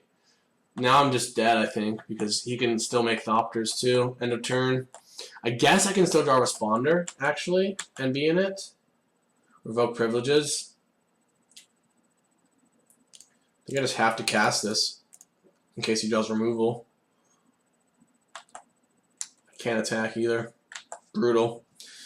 Yeah, I guess no. I have been playing bad. Like, I don't know. The whole turn where I could, like, go in on my Trinketeer or not. If I just kind of play it a little differently, maybe I win this game. And then obviously my last match was a fluke. I should have brought it to game 3 and didn't. Still can draw Aerial Responder. It might be too late, but actually I think it could still win me the game. Nope. All right, beats. Alrighty, this might take less time than I anticipated. Should we look at the deck real quick? Nah, I don't think so. I think that it's been working out fine for me. The draws have been good. I think I need 1 or 2. Like the deck is actually like a late game deck, and I think it's just a tiny bit. I don't have quite enough late game power. Like you see, the Trinketeer is good, but it's not actually like a bomb. It doesn't win me. It doesn't just win me a late game like the Marionette Master does. I just need 1 more rare, and like the Fleet Wheel Cruiser doesn't really fit that well. Like when we've drawn it, it hasn't been very good. So we'll see if we can rally back here. If I lose again, I can safely drop, I believe. Let's learn more.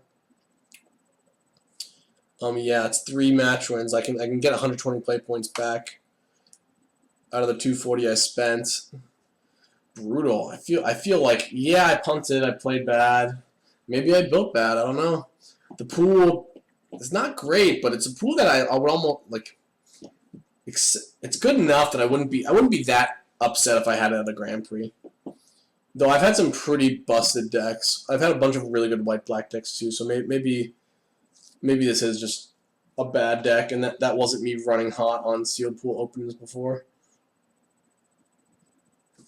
Alright, here's our match.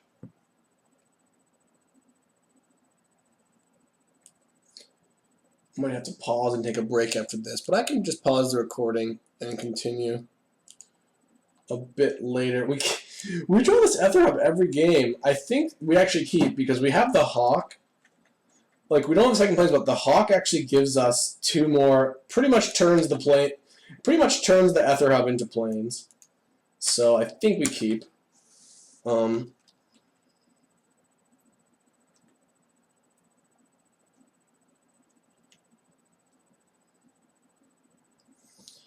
The ability to like jump things is obviously going to be good at some point. So we do lose that by committing this this Hawk to the Ether Hub. But like I said, I have getting punished again for this not being a planes. But like I said, it won us our very first game, so it's kind of a weird split bag there. Trumpeter, we draw planes. I think I'm supposed to just play the Responder. Like, I could just revoke that right away, but it might not even get bigger. It might not even be able to attack through a Responder here. The only reason, I guess Revoke doesn't even play around Hunt the Weak that well, but it kind of does because then he doesn't get to attack me for 3. We do gain the life back, so it's not that big of a deal. But yeah, that is the card that I was sort of worried about there. It's not that big of a deal, like I said. I think we're supposed to just Skywiller shot this. If we like revoke privileges it, ooh, that's interesting. I think I'm actually gonna top that. It's pretty greedy because I'm trying to get to 6 min. Well, I have Trinketeer and Marionette. No, we're gonna bottom it. Getting the 6 mana is just so big because I have the Wombo combo that I'm gonna bottom it. The reason to top it is like I can just play Malphite Squad next turn. It's not that bad. I'm playing against a blue-green deck, like 4/5 Mastodon at this point in the game is gonna be pretty big. But anyway, because of like Ether trade wins and potential like bounce spells, we just play we play this shot instead of revoke. Get a little punished because of the freighter, but the revoke is I think it was right to play it the way we did. So I think we're gonna go with Trinketeer here. The Malphite Squad can block the freighter, which actually is kind of nice. Yeah, I'll play the Malphite Squad. Question is, do I make a servo? Pretty much just always make a servo. If he's got like Die Young or something, it's bad. If he's got Subtle Strike, it's worse, but I don't... Well, he could be main color black, actually, and splashing blue. What do you splash? That's just blue. There's not much, though. So I think it's fine. If I really wanted to play around Subtle Strike, I could. That actually doesn't get him to Freighter, but it's pretty annoying against my Malphite Squad. Ooh, he chose to make a servo? I guess we're in a spot where, like, I don't have enough energy to really punish him.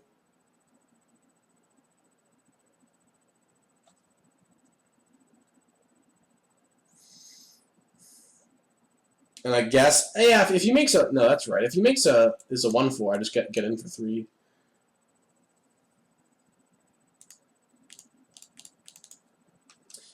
maybe I should make a counter more often. It feels like every time I've made the servo, it's been like wrong, kind of. And the whole hunt the week thing, though I think my play is still fine. Because revoking that just doesn't get the scry and whatnot.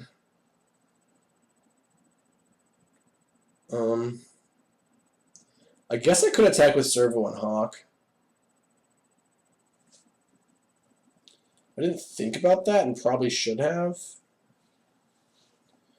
Like, he's got trouble to crew his freighter. Though I have the trinketeer. I have the trinketeer, so I don't want to trade off the servo. That's right.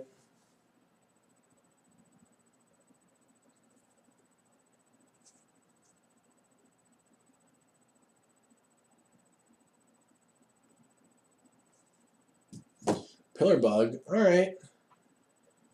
Key to the City is kind of scary once your opponent gets like a bunch of lands in play. But 5 lands is not that much where I'm like terrified of it. Let's see if he makes it unblockable or not. If he does, I'm just going to snap off the double block. Like, if he does have Blossoming Defense or Subtle Strike, it's not actually that bad for me.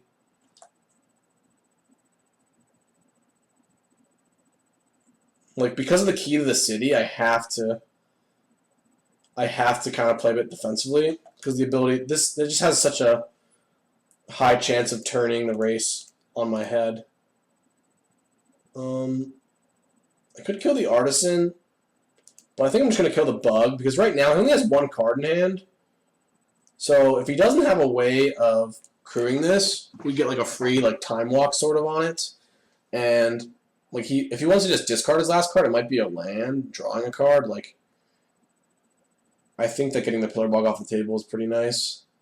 We just play the Trinketeer, and I guess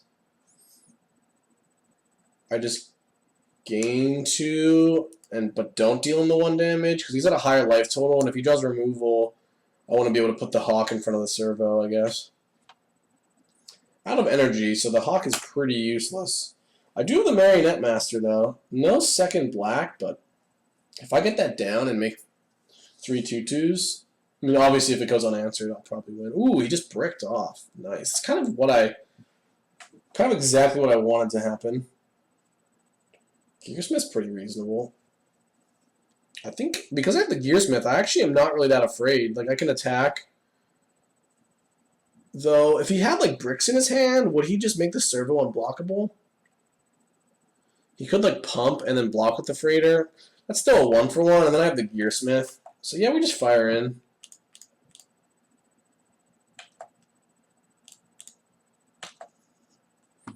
Assume he has nothing. His mana doesn't represent much, that's great. And then we're just going to play the Gearsmith. Would love to save it, obviously, but Gearsmith, like, this 0-3 is really annoying against... But getting this other... I guess I could get Malfa Squad and not the Responder, but the Responder's got to be good. Not to mention, I can revoke this 0-3. I don't want to, because I want to, like, essentially shut off whatever he plays next.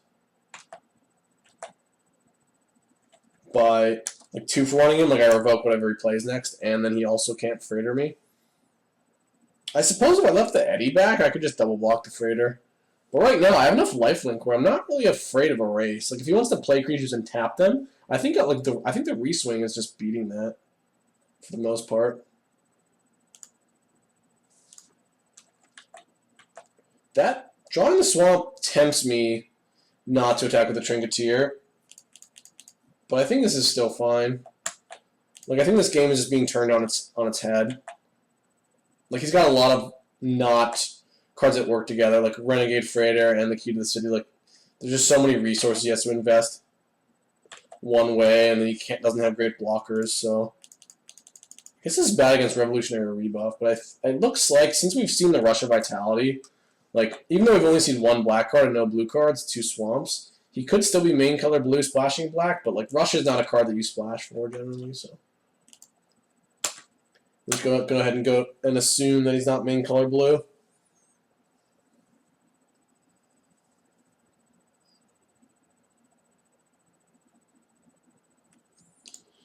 Nice. We are back in business.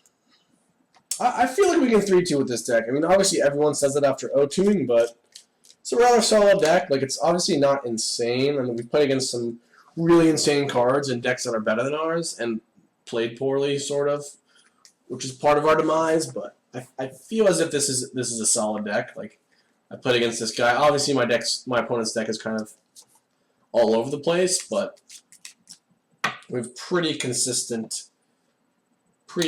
angle of attack. I think I do want to fragmentize. We have seen at least Key and Freighter. I actually don't think Key is that great of a card, but on the draw, like, we're kind of slow. We're white-black. We can't really put that much pressure on them unless we draw, like, Hawk into Artisan. So I think Fragmentize is fine. The question is, what are we going to cut? Soul Strike seems pretty bad against them, huh? But like Freighter, 0314, he's green-black. Yeah, let's cut the Soul Strike. I think I'd much rather just have something to remove a bigger threat like Freighter or Key. I didn't see anything else, and he's not white or blue. I guess he is blue. He could be Splashing Malfunction. But all right. Ooh, he put us on the play. That's kind of interesting. I actually don't mind it. I mean, we both have Freighters in our deck, so the play is nice. True Mechanic. All right, I'm gonna run that out there. Same thing as always. Like, the Mechanic hasn't been that great in our deck, just because it's not really that great on turn 2, but we don't really have any other options. So, and because I have the Freighter in the hand, I think I'm going aggressive. Hopefully punish him. He's got red now? Wonder if he sided or was just playing 4 colors all along.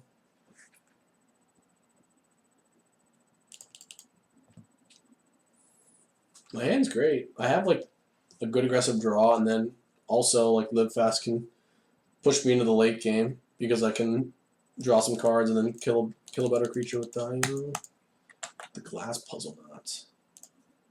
Okay.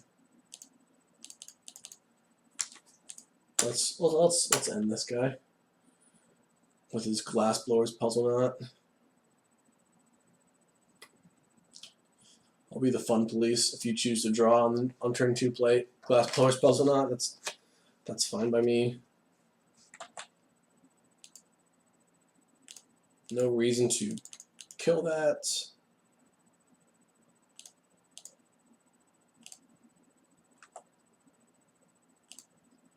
Just gonna swing, pretty simple. Next turn we have Fast into Die Young if he plays anything good.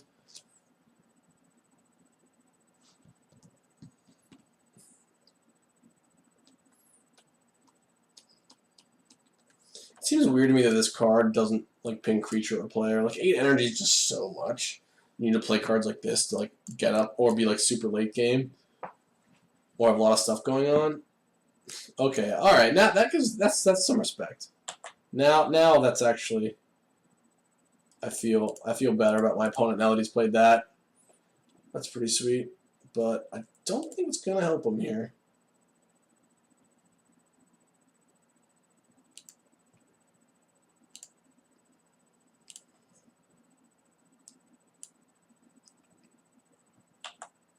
Not even going to bother Die Younging that. Doesn't really do anything, and I can always double removal spell next turn if I need to. What's at 4? Wow. Got 2 removal spells in hand. Let's see what he can do. Untapping with the Harmonicon. To be fair, it almost made my deck, but it just wasn't quite enough.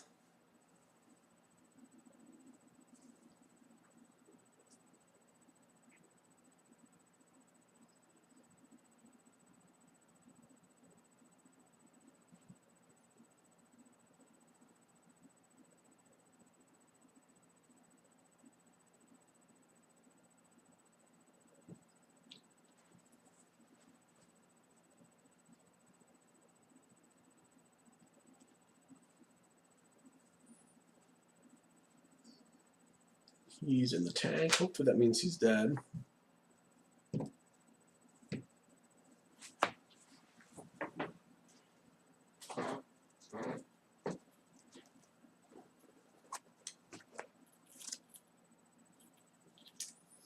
Okay. Tank into Prism.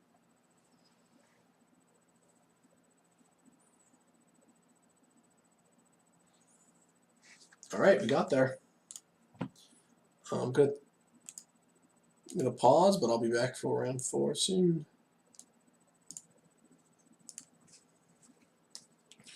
Alright, back for round 4, trying to salvage the 3-2 here. One the die will keep. Go ahead and mulligan that. Interesting hand. See, this is the kind of hand that recently, I feel like the new mulligan rule has kind of almost made me have more non-games because I will keep a hand like this and then lose. Part of the problem with this hand is the 3-4 drops. But my 2-drop and my 3-drop are both quite good and can keep me in the game for a while. And then, like, as we saw in my last, in some of my matches, just the multiple Nighthawks effect has been good. I think this is better than 5. Try to hit running planes. If not, at least I can die young his first play. If I had a planes, this hand would be a little bit better, I think. There we go. There's a part A is complete. Even a land that's not a plains, another white-black deck. Interesting. If I don't draw a land here, I probably am just going to have to die young to try to keep up. Do a swamp, which is fine. I don't love using the die young, but we might not get a better target. And at this point in the game, we might not cast spells for several turns, so I don't want to like let him play another creature then get far behind. Okay, we didn't quite get there, but Marionette Master is at least reasonable. Eventually can help us stabilize potentially. Well, our opponent's sitting on probably just removal here. Let's think. He played Avery Mechanics, so he'd probably main color white. Could have impeccable timing. I'm not thrilled about just running out Fleet Rail Cruiser. I think I'm just going to play the Marauder. I don't mind killing that. I'd rather him kill the Cruiser, basically. Or sorry, I'd rather him kill this and the Cruiser. And I don't want to give him the option of using his mana that turn. And if he's got something like Tidy, like he might just snap off and use it on this. He's got a Responder, which actually kind of not really blows me out, but is kind of unfortunate because I have no good attack or real good follow-up. I think I'm going to play the Cruiser here and bash. If he has something like Subtle Strike, it doesn't quite do it. If he's got Rush of Vitality, he can block, but I do have harms. I do have Built to Last up. It's going to be kind of interesting. I don't have removal for that. I can play my own Aerial Responder, which could help me. Interesting. Drawing that land is kind of nice. I can play Marionette Master as a 4/6, or I can make 1/1s. I kind of want to play the Master because of the fact that next turn if I draw a land, I can cast both the Squad and the Responder.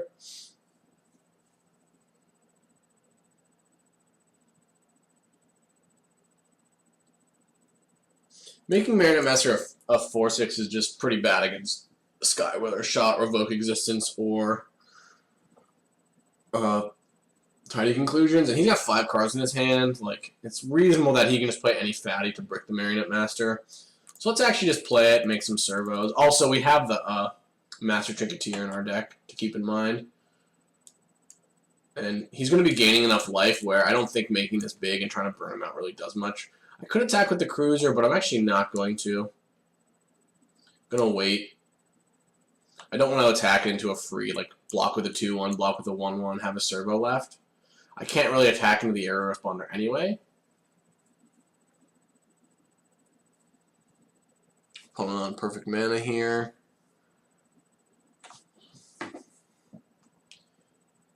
Hopefully we can draw a removal for the Aerial Responder. If not, our Responder can kind of...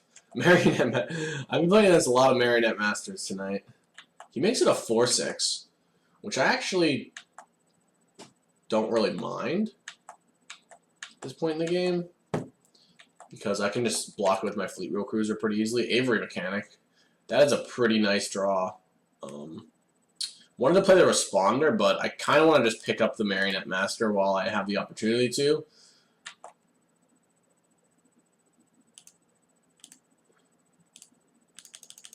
If I would have led Malphus Squad with counter, I think it would have worked out because I would have had a 3/3 lifelinker, but This is fine as well. Going to take a few more hits from the aerial responder.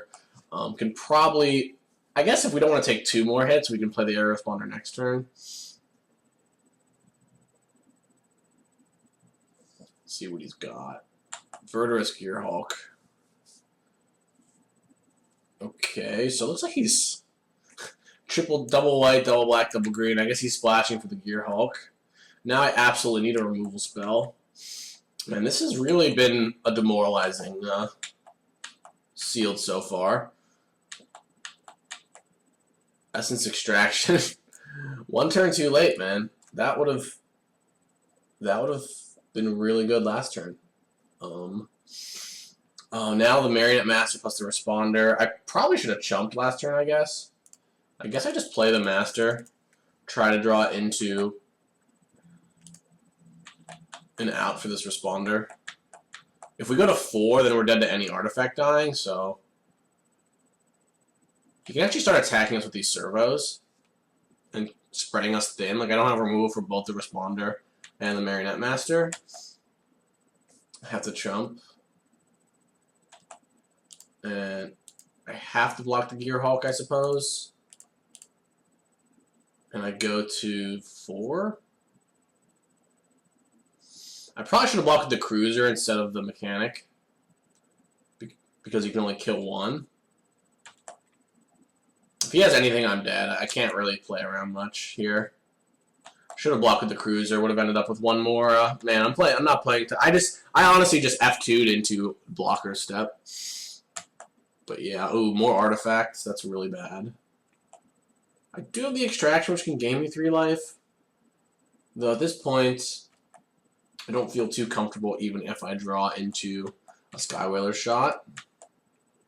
Essence Extraction. I can kill the Pima. Play Responder, I guess.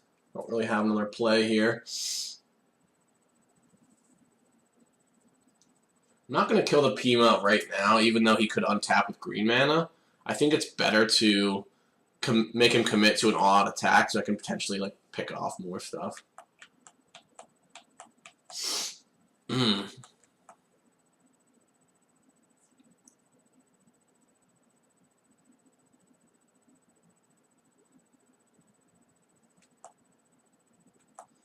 See how he attacks. He might just swing team, yeah, which is what I kind of want to happen.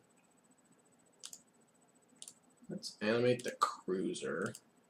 Let's see, can I live here? I think I have to unfortunately chump with the Responder. That is the problem that I see.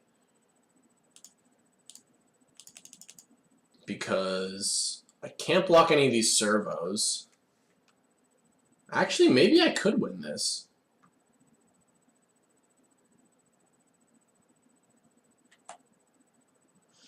Let's see here. I need to kill the Marionette Master.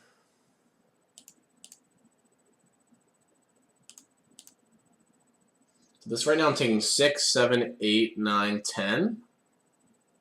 Yeah, him attacking with this, I guess he didn't expect the Essence Extraction. Him attacking with this is actually opens up new possibilities for me. I think I have to chump with the Responder, though, which sucks. Wait, what if I block like this?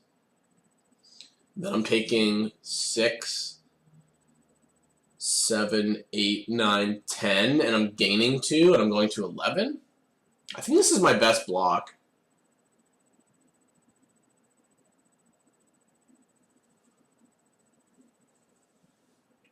Taking 4, 10, going to 11. If I block any, I can't jump with my Responder because I need to draw an out to his Responder to win. So let's block like this. Well, that Essence Attraction was huge. That was pretty big. Now I have, honestly, if I rip removal, I mean, I'm going to be at 1 and he's going to be at 37. Oh, this drains me for 4. Yeah, I did not see that. So I guess I had to chump his Responder. I would have actually lived. Wow, not playing great, guys, but 2 lands on top doesn't matter. But should have blocked the aerial Responder with my aerial Responder, and then blocked the 1/3 on his guy. Really bad. Wouldn't have mattered, but still, like, all these little plays are adding up here. And that's why we're not doing very well. If our opponent gives us such a good out, we can take it next time. Whew. I think I like underhanded designs. I need to be able to kill like Marionette Master and Big Responder and Verdurous Gearhulk. Don't love Subtle Strike. I think that's going to be it. We're going to run it back. Let's play. Let's keep. Almost feels like I have too many 3 and 4 drops in this deck, and not enough 2 drops and 5 drops to kind of like even out the curve, which is rather unfortunate. Dund Operative. I think I'm just going to play the Responder. The Glint Sleeve Artisan is best if he has an artifact, but even so, it's not that much better because I can just get in with my guy. If he had an Impeccable Timing, he would attack, so we just attack. Not worried about it. So I think I just play the Malthus squad and go ahead and make a servo. That way, if he's got an artifact, he can't really attack profitably. And I'd be fine trading the Malthus squad for the Dund Operative. Though that makes us a little bit more interesting. Not to mention I have the Trinketeer in my hand, so I don't mind making the servo for later on. But I like this being aggressive. He's got really good late game and bad mana. So, ooh, I should have attacked with this servo maybe. Though I guess I have the Trinketeer, so possibly not. If you can't produce a flyer, we're in pretty good shape. There's a rare Responder, but I have the Skywell Harrier is kind of winning the air, but not by that much. Malthus squad. I guess I serve with both, because I'm essentially dealing him 1 damage. No blocks, wow. Serving with this is actually kind of loose because it lets him gain 2, but the no blocks is actually good. I can use that to my advantage for the rest of the game. The fact that he might think I have a pump spell. I'm going to go servo here. Still have the Trinketeer, obviously. Gearhulk? Oh. Man, oh man, dude. Look at his mana again. Just, like, I'm just so demoralized. I'm sorry, guys. I've been playing a bit bad. It's just so absurd, man. And my deck has answers, you know. My deck has Essence Extraction, I have Underhanded Designs, I have Revoke, and Skywell Shot. If I just had one of those, I would be winning severely, but I don't. Alright, but we need to draw it in a few turns. I mean, we have the Trinketeer, so we can potentially win a super late game, but I need to kill this Aerial Responder.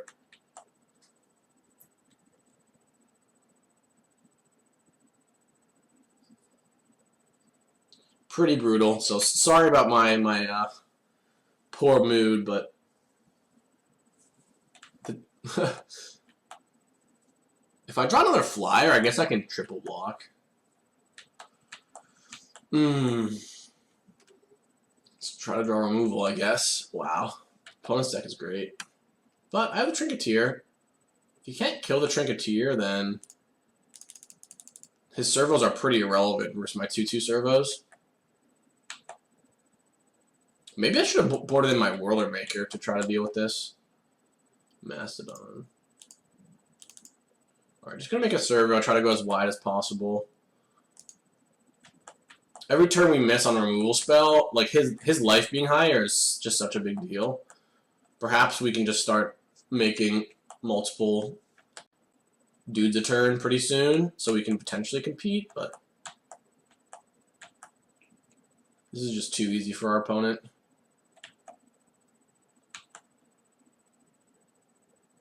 We've seen no fixing too, which is kind of just the full makes it feel even worse. Yep, a bit late on the Essence Extraction. I guess double block. You can only kill one and extract his guy. That's not the worst, actually. I'll take that draw any day of the week.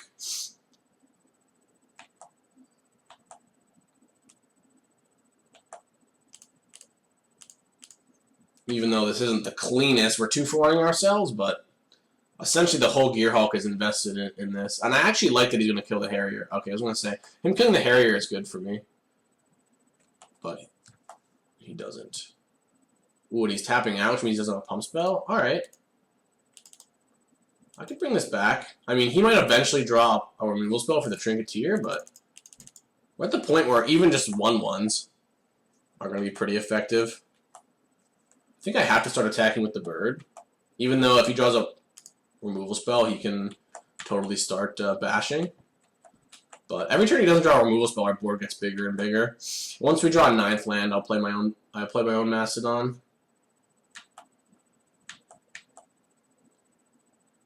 It's gonna take me a while to kill him, and he probably can kill this guy, but at the point where lands aren't bad. Like once we hit 12 lands, it's gonna get pretty absurd. Trinketeer, Skyweather Shot. That's a nice insurance policy to have. In case he draws Marionette Master, that's the one card I'm afraid of right now out of him. So now that we have an out to that, I feel a bit better. I'm probably just never going to use the Skyweather Shot until he has the Marionette Master. I need to also pay attention to the board. He's at a huge life total, so I probably can attack, but there's some point here where I can start attacking. Like, even if I draw a land, I might not play the Mastodon. I don't think it really does that much. I have 10 servos, he has 8. He's got 2/2/2s. He's got 3 creatures that just eat servos, so go ahead and just milk the Trinketeer. If he rips an out to it, then we can start deploying the rest of our hand. He still doesn't have a great attack if he rips an out to it, because I know that he's Hellbent. He's playing out land, which is kind of weird. He might have, like, live fast and stuff like that in. That's a good draw. That increases my clock. I could play the Glint-Sleeve Artisan first to make this a little bigger, which I don't hate, but I think I'm just going to play it out. Like, I could play Glint-Sleeve Artisan and make this a 3/3, but we've already dealt with the Responder. Sure, it doesn't matter. We've already dealt with the Responder, so... But the bigger Lifelinker does... Yeah, maybe that's a punt, actually. The bigger Lifelinker does kind of, like, turn the game on its head more. Now that he has this another, like, big creature in play, I think I'm just going to play the, I hate how Magic Online, like, these are so far apart, and I can't drag this over. Yeah, so, still playing bad. I think I should have made this a 3/3. Like, at this point, one servo is, like, kind of irrelevant, but I've never seen the Trinketeer be this absurd. My opponent is kind of flooded. 11 lands to my 9. I mean, I only drawn 2 more lands than him.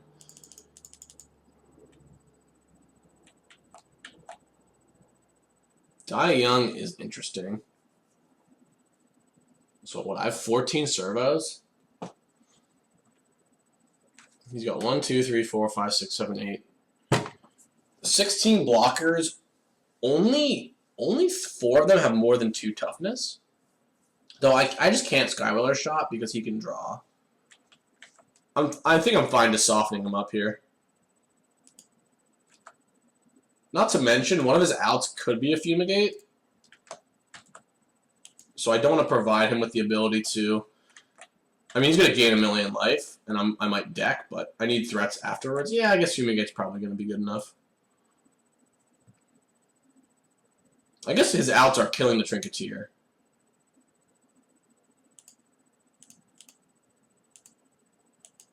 So this is a situation where now it's like, now I wish I had a bit bigger Marauder. Like the 1/1 Marauder just gives me so much more life and gives me so much more. Oh, I only made 1 token. That was a mistake. Though I guess I have Skyweather Shot up now.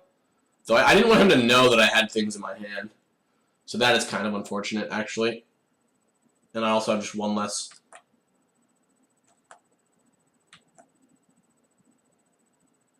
Is he really just firing in here? That is not going to work out well for him. Wow, that is an awful... That is a truly horrendous attack. Like, I usually am pretty with it, letting my opponents, you know, make plays that are interesting. Yeah, the Visionary Augmenters definitely should not attack. I hope he makes his attack. I mean, I'm at 17. I'm probably going to kill him on the reswing. That's my guess.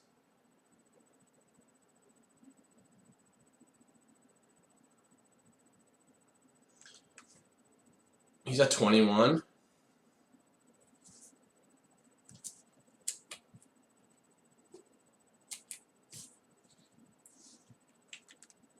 So we both have Marionette Masters in our deck, which makes this block kind of interesting. I think we want to kill the Mastodon for a servo. That's a good deal. Pick off one servo. That's also a good deal. I can trade as many servos as I want here. I have 14, right? 15, I guess. He's got 7.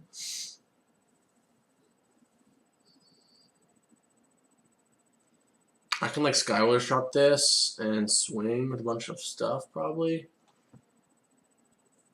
I think it's best just to trade these off. Like he could have a Trinketeer, he could have a Make Obsolete or something.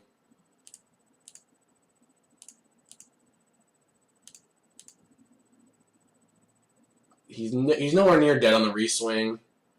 I can kill the Stomper too with just Malphus Squad and a servo, which seems like a pretty good deal.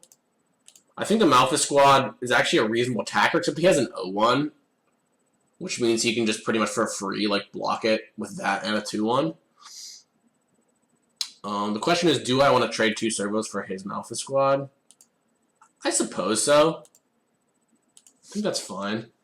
Sorry if this is hard to see, but it's going to be a really good trade. I'm trading up servo and Malphus Squad for 5-4, and I'm trading up a servo for a Bastion Mastodon. My opponent got a bit impatient here, which is fortunate. I'm not going to use the Sky Whaler shot. There's really no reason to. I want to save it for a flyer. Really wish I hadn't made another token here, but it's probably irrelevant. Wish this was a 3-3, because he'd be at already like 3 less life, and I'd be at 3 more life. I'd have 1 less servo, but this would be in play anyway, so it wouldn't really change. I would have had 1 more good block there on his alpha. Fleet Wheel Cruiser, that's interesting. That almost makes it so I can attack, huh? I can Cruiser, Die Young, and Shot if I need to. Right now the Die Young does kill the Pima, which is pretty tempting. I don't even die to Marionette Master. That actually seems pretty good, because I kill the Pima, and then I can Skyward Shot the Gearhulk, and he doesn't. These 2-1s don't block effectively at all. And that puts a lot of pressure on him.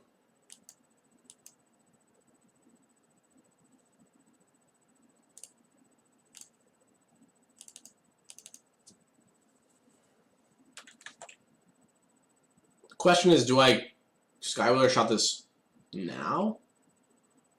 He might block the Cruiser with it, then I can do it after. How else would he block? He could put that on the 2-2. But, yeah, I guess we just Skyward Shot this now. He scoops. Yeah, I don't think he was winning that one. Alright, so Trinketeer got me there. The complaining, the Essence Extractor, like I said, if we draw a removal spell, we would draw a worse one, but if we draw a removal spell, we can potentially turn this around. I really like the underhanded designs now, based on how I've seen this play out. Solar Strike seems bad. 9th Patrol could be good.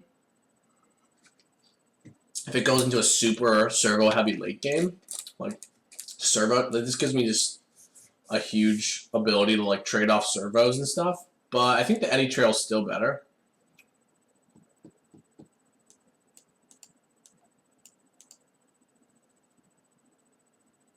Like I say, we have too many 3-drops, but our 3-drops are all awesome. I think we're just running this back. Didn't see enough for Fragmentize to be good. Yeah, let's just go. So hopefully we can get this. I mean, the Gearhulk, if we have to deal with, I'm hopefully having out this time to the Aerial Responder Gearhulk, and not to mention like his mana is just bad. Like, can he not have that one time? Is that too much to ask? Can we dodge the Wombo? Pretty reasonable hand here, but our deck, like, you know, we don't have anything insane. Like, Trinketeer was obviously almost as good as it possibly could be that game. But we just have lots of solid cards. Alright, let's bash with the Mechanic. He's got all 3 of his colors, though he might be cut off double white, double black, or double... We've seen a double white, a double black, and a double green card, right? Essence Extraction, Area Responder, Gearhulk. So hoping he's screwed on some front. There's a Pima. Okay. So I think I go with the Marauder. If I play the Malphite squad, I can make a 3/3 Marauder, which isn't irrelevant. But I have the Servo. I kind of want to make a Servo, and I kind of want to just start racing in the air. If he's got something like Gearhulk, we could be in trouble. I guess Malphite squad kind of plays around Gearhulk because it can team block, but I guess that doesn't even really do anything. Hopefully no Gearhulk. Looks like he doesn't have it. But I can go, I can play the Rock and start bashing that way. So can I afford to play the Harrier and not the Malphite squad? The Malphite squad does just trade for either of his creatures. So I think I'm going to play that.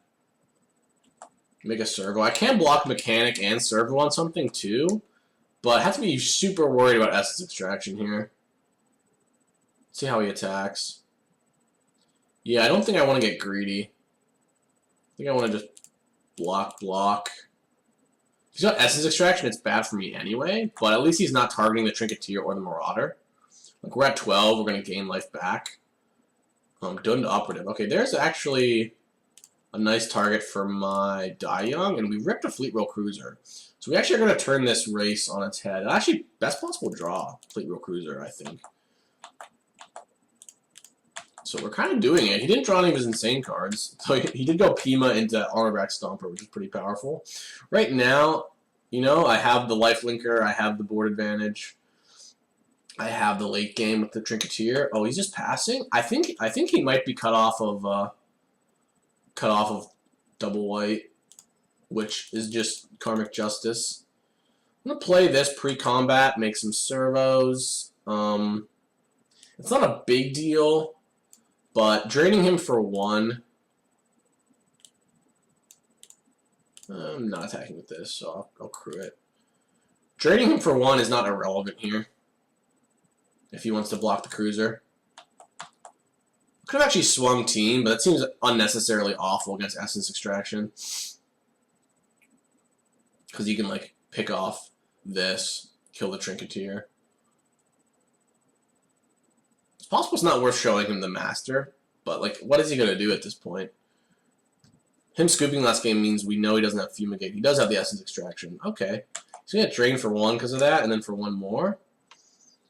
And pretty soon I can start alphaing, especially if he taps out.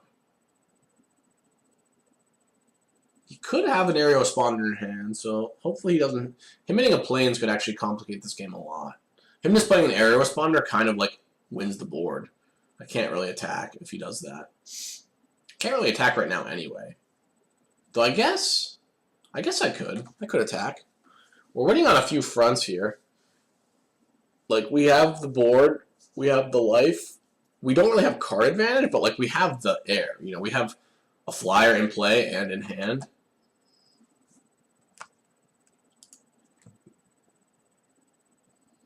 I could swing with everything except for the Marionette Master, but it just seems irresponsible.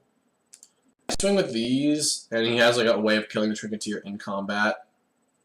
It's just pretty bad, because he's just eating 2 creatures. And like I said, we have the air and the late game, so I don't think we should play in such a way to lose. Though I guess the only removal there weren't that many removal spells he could have there, honestly. He's all Marionette Master. That's actually, I think that might put him down on board.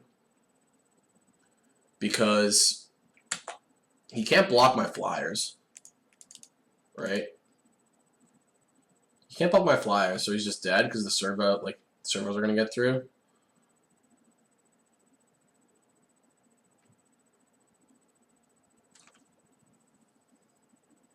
So well won. I mean, his hand was not the greatest this last game.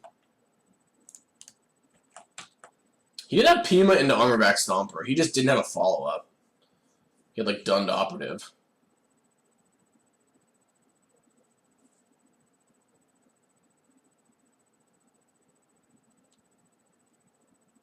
Oh, he can actually live here? I didn't think that he could live here.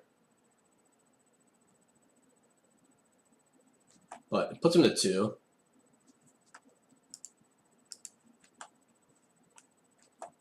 Wow, that was a really bad attack on my part. I guess because we have the Mastodon, it's fine, though. I don't think there's any outs. I should just attack with the Flyers, I suppose, and not the Marionette Master. Because I forgot that, like... I forgot that... Yeah. Oh, you're mana screwed. What do you expect? I forgot that he... Like, when the tokens... If the Trinketeer dies, then the tokens actually die on a delay, which doesn't trigger the Marionette Master. And for some reason, I was just thinking, there's no way he can block the Trinketeer and also something else. So, yeah, I'm just playing really bad. I forgot that, like, state-based effects. So, like, the tokens are not dead. Then the Trinketeer dies, which kills the tokens, but my Marionette Master's already dead. So I could have just not attacked with the Marionette. If I attack with everything except for the Marionette Master, it's lethal, I believe. Because there's no way he can block this. He can only block the servos with his 1/1s, and then those are forced to die because he has to block the Trinketeer as well. Because like he's at 2. Like ignore the Flyers, he's at 2. He has to block the Trinketeer, and then he has to block each one of the servos. Which means once the Trinketeer dies, I guess he could block the Trinketeer with the servo, but I don't think he could win from that point if he doesn't kill the Trinketeer. Anyway, I'm gonna pause until this next match. Alright, back for our last round here. Managed to play pretty badly at every point of every game, which doesn't feel too good, but that last game was just kind of a, oh, he's dead no matter what, but it's just tricky where I don't attack with, supposed to attack with everything that's not the Marionette Master, then I win. Saving the Die Young here. Looks like another 3-color deck we're playing against, another junk deck. I think I'm going to lead on... He could have like a Pima or something. If I leave on Artisan, then if I draw land, I can play Marauder, I guess, and suck the counter. Freighter's the most aggressive play, but since I'm pinched on mana, I don't necessarily love the aggressive play. So let's just play the Glintseam Artisan. This is worse against Sorcery Speed Removal, but the only thing I can think, like Hunt the Weak or Essence Extraction, neither of those are that great here. He's got a Malphus squad. Okay, that's pretty good against the Artisan. Stuck on land, so I could actually play the Live Fast here. It's pretty conservative. Or I could play Mechanic plus Die Young, which I think I like the best. Just lets me double spell, and also like just prevents me from falling behind. Also allows me to attack, so I'm still... Not only am I ahead on, even though I'm missing a land drop, I'm ahead on board. I'm ahead on board, ahead on life. And doing pretty okay. There's an Essence Extraction, but now he can't even re-swing here. Another Mechanic. So I can play my Freighter. But I think this is an opportunity where I want to just play the Live Fast. If I hit multiple lands, I can like, potentially... I want to be able to like eventually cast 2 spells in a turn. I'm not that far behind, though the other thing is I could play the Freighter. Like if I attack, he trades, I play the Freighter. He missed a land drop, which is good. And he's also missing a color, which is good. The Freighter is not bad. But it's also like if he plays like an Arback Stomper or something good, like I'm kind of behind. I'm not guaranteed to draw a land if I play the Live Fast, though. Kind of a tough spot. I've been playing bad, so let's think about this. Like, if he plays a big creature next turn, the Freighter is not the best play. And just moving forward late game, my hand is really good, right? I have like Gearsmith plus Mechanic to bounce it. I think that I want to just draw cards. I think that the ability to keep hitting my land drops is going to keep me just extend the game longer. And he's kind of mana screwed. And while I'm taking a turn off, sort of, I'm not, because like the lands that like that, this land drop and digging me to other lands kind of allows me to get where I need to go faster. I think I'm just gonna play the Marauder over the Responder. Well, I'd rather the Marauder die than the Responder, but I do have the Gearsmith. It's not the most mana efficient play, but I'll play the Responder. It pretty much just Like we've seen many games with me and my opponent. There's the planes, which is kind of scary. Master Trinketeer. Okay, so I'm glad I played the Responder. Don't have a removal spell for the Trinketeer, but the Responder keeps him from attacking. It doesn't keep him from attacking. Alright, see, now I really wish that I had played the Marauder. Although that was obviously like the pretty much the optimal turn my opponent could just make. Do I just block? I think my plan, I think to win I need to draw like a Die Young or a Skywheeler shot. So I think the best play is actually to take it. I'm only winning if I draw removal here. But that being said, if I block, I can draw, like, play the Gearsmith and then play the Responder the next turn. And that's, I have that, like, in my hand. I don't need to draw a removal spell for that. So I think I'm going to go with that play. Because the Responder prevents him from attacking at all. And drawing the land is nice because I could potentially go double spell next turn. Or I can just bounce this, play the Responder. Even if he gets to 8 mana. Ooh, he's just firing in. Wow. Doesn't have a pump spell because didn't attack with Trinketeer. I'm at 7. He knows I have the Responder though. Oh, he's going super aggressive here. Alright, so we're gonna have to hopefully draw a land for our Trinketeer. Or I suppose I can play the Mechanic. Ooh, Die Young. There's exactly what we were playing to. So nice. And he gets kind of punished because he chose to, like, instead of get value out of his Trinketeer, he chose to make the aggressive play, which I think was right. But now I'm at 7 and his creatures are all bad. If we can untap with the Responder, I feel pretty good. Sleeve Artisan, sure. Makes a Servo, which doesn't agree with the board. Maybe he's got like Inspired Charge or stuff like that in his deck. I'm gonna swing.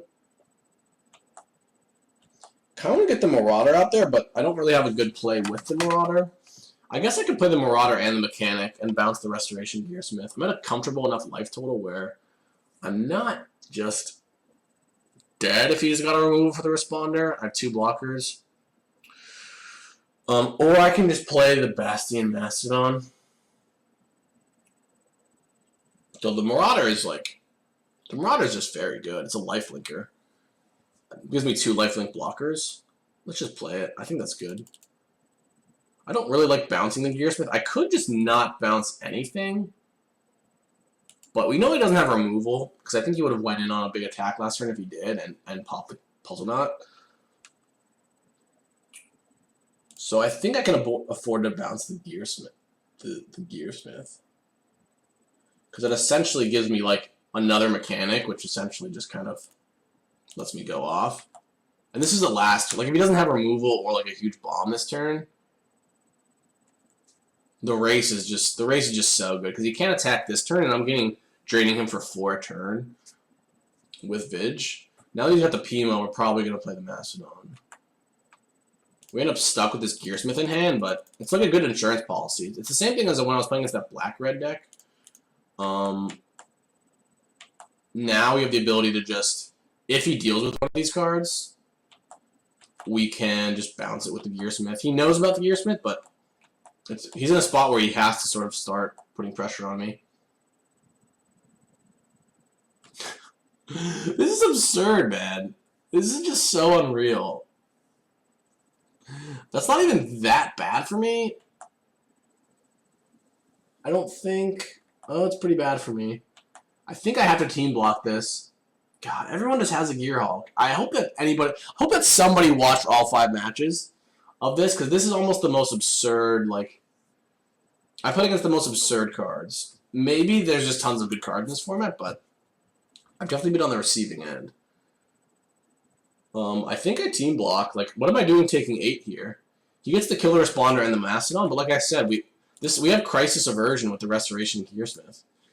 If his last card is +2/+2, that is, but this isn't actually so bad for me. Like, a game 2, he's got the board, but like I have the Restoration Gearsmith. I have a huge hand. Let's go ahead and just play the Gearsmith. And the Gearsmith, we know he doesn't have... Well, he might have a different pump spell. But the Gearsmith and the Mechanic can double block the Gearhulk pretty cleanly. And I do have the Eddy Trailhawk.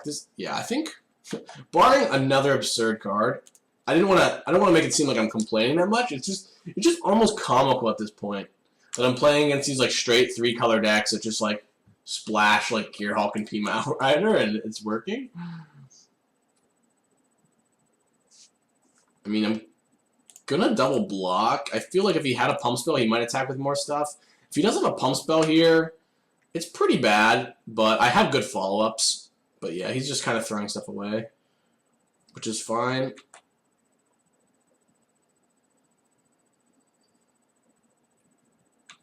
Could actually attack with my mechanic here. Though it's better on D because it can eat a servo. He's at 8, which means he's just dead to Hawk next turn, plus Freighter. So yeah, drawing that Die Young, the second Die Young, was just absurd.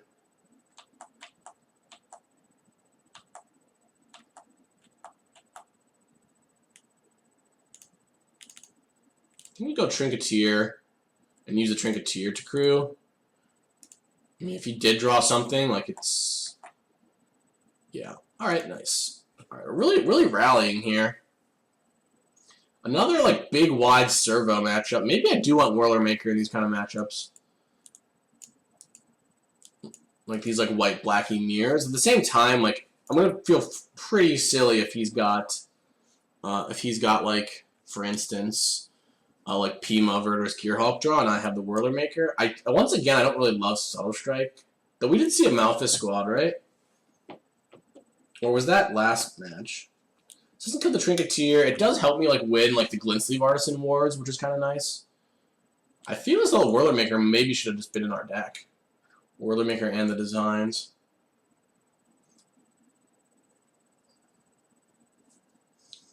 Since he's got the Gearhulk and green, like I think that this is just best against slower green decks. I think I'm gonna play this and then bring this in. Bring out the Subtle Strike. And bring out, like, a Malthus squad. My Malthus squad, honestly, I think that was my biggest deck building error. I just realized it now. All my other 4-drops are really good. The Malthus squads have just been pretty weak. Like, obviously I'm putting in Whirler Maker, which is a much more late-game oriented card instead. But I think that more often than not, like, drawing that after turn 4 is going to be better. Especially when our deck is just, like, the king of board stalls. And it does combo with the designs pretty well. Pretty nice synergy there. Eager Construct, sure.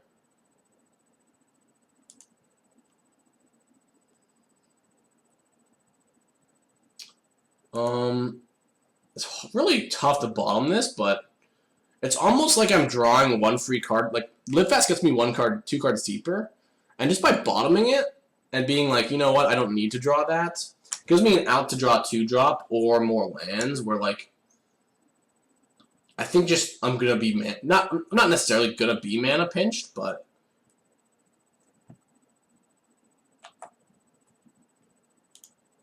I think bottoming it is right just because I'm already getting like 1 card out of it that I would get off of it by bottoming it. So it's essentially only getting me 1 card by keeping it. Sounds really weird, but the logic makes sense in my head. Like it's gonna get me 1 card deeper, 2 cards deeper at some point, so like now I just don't have to pay the mana to do that. Getting kind of far behind here. My Die Young kind of sucks. Kind of wish I had made a servo. I think I am going to just go all counters. He hasn't showed us that much removal. If he kills the Marauder, I probably am just going to die, but I still can block a servo. A takedown, that is gross. That is absolutely gross. Hopefully we can draw land. I think I will block here. No matter what, I can play something that blocks the servos. Alright, really looking for a land. If we draw land, I feel pretty good. We draw Underhanded Designs, of course. Of course. So I can revoke the Glintsleeve Artisan. Or I can just play a 3-2. Or I can play Designs and Die Young the 2-1. I don't really love using Die Young because he has a Trinketeer in his deck. I kind of want to save that. I like playing the Trinketeer because if he just attacks with the Artisan and the Augmenter, I'm just going to block the Artisan, I think. Maybe not, actually. Maybe I'll take 5. But the Trinketeer keeps the servos from attacking, and Well, if I draw land, I get to resolve the Marionette Master. I might just be dead now, though. We draw land. Mastodon puts me to 1. Or I could go die young and revoke, which is kind of a waste. I don't die to removal, but if I do that, if I play the Mastodon, I'm going to 1. I play the Marionette Master, assuming I draw a land, and that only gives me 3 blockers. So if he plays any creature, we're just dead on board. So I think I have to actually preserve some life here, which is unfortunate because it means going forward, like, I don't have any, I don't have any removal, basically. But this just keeps me, being at 3 here instead of 1 is just such a big game. I mean, I have to draw land to not lose, but... Okay, so we're actually just dead on board if we draw land. Essence Extraction. 6. Yep, unfortunate game. Didn't draw my lands. Like I had 4 lands and I scryed a land at the bottom and just didn't really get there. Turn 7. I still like my sideboard plan. Seeing all of his 1/1s makes me kind of like the idea of playing the Whirler Maker. I think that if we get to a spot where we're stable, it's going to be pretty hard for him to come back.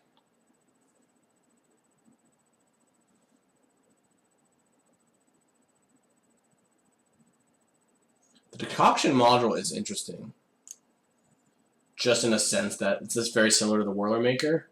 I can kind of go off with like Gearsmith, Marionette Master. I think I'm going to leave it as is.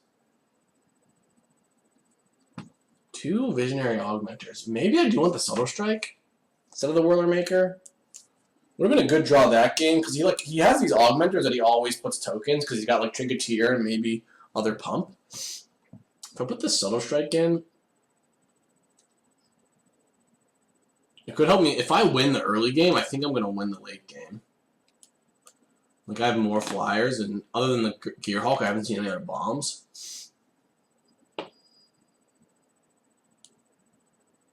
Yeah, let's go ahead and make that change. I think the Whirler Maker is a bit too slow. I think Designs is fine, just because he's got big green creatures. So I don't want to be in a spot where I just die to Gearhulk plus big creature. And the Designs is solid. Like in most games I have enough servos to make it work. And it's pretty good too if I'm on like the flying racing plant. Drawing that Responder is huge.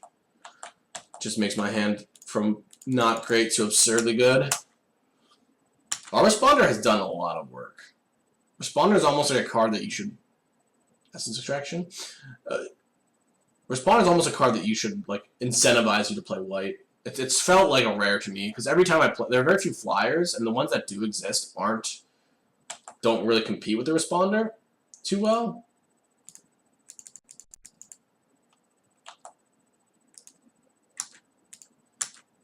I could have made a 4-2. I have never made a 4-2 yet. I do have like the guy that drains counters, and I do have the Eddy Trailhawk in play. So I am missing damage here, sort of. That's very tempting to keep the mechanic in hand. I think I'm going to do that for the Marionette Master. It's just such an absurd synergy. Like, I could play the mechanic and replay the Hawk and be way ahead on board, but I don't mind holding up Essence Extraction, trying to kill something with it. The life off the Essence Extraction will buy me some time. And if he had, I was like actually going to say, if he's got Trinketeer, it's pretty absurd.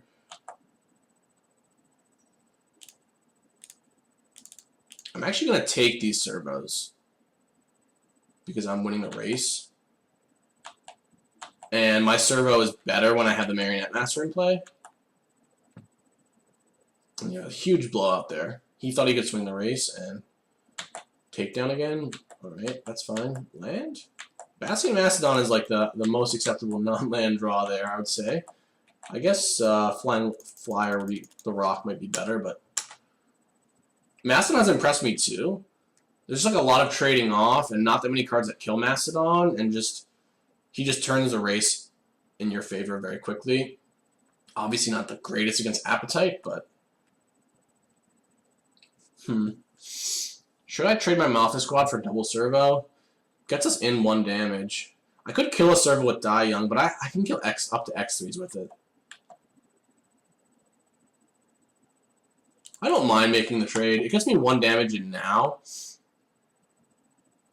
Oh, he can block with it. I didn't. I missed that he could block like this. That's pretty embarrassing. Wow, that is really embarrassing. But so it goes. Sometimes you make a bad play.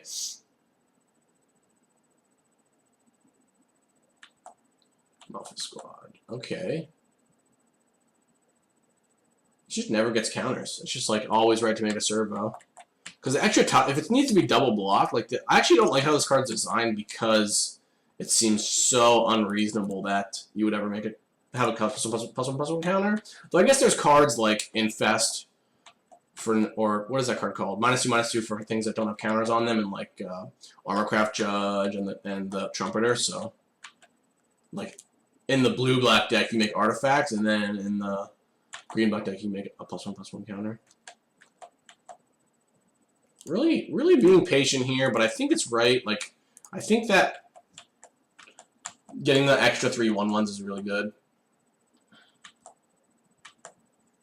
Trading the 3/1 for his 1/1 was obviously not the best play, but I feel pretty good about my spot, unless he draws Gearhulk right here. I could have maybe pressured him to being dead by, like, playing the Aviary Mechanic out, because it would have gotten... The Aviary Mechanic itself would have gotten out.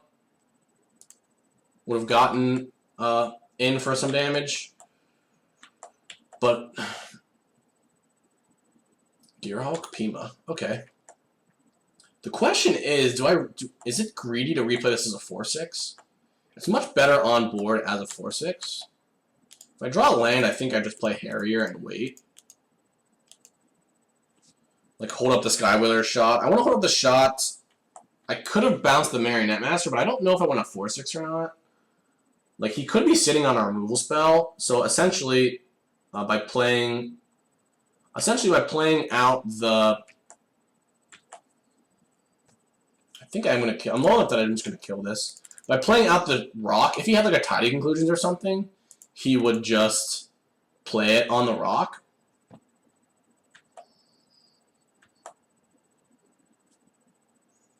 And then that would leave me free to bounce my Marionette Master, play it as a 4/6. I definitely am going to play it as a 4/6 now, I think. Puts a ton of pressure on him, and also this owns the board. If he draws wow, he's gonna take 8. I said if he draws any creature to like double block the Marionette Master, I can just revoke. He has no Marionette Master. Wow. Like I said, if he draws any big creature though, I can just revoke it and start bashing. Which is like the most likely thing is he draws a creature. If he specifically draws a removal spell, it's not the greatest, obviously, but he has like a 1-turn window to draw it before he's under too much pressure.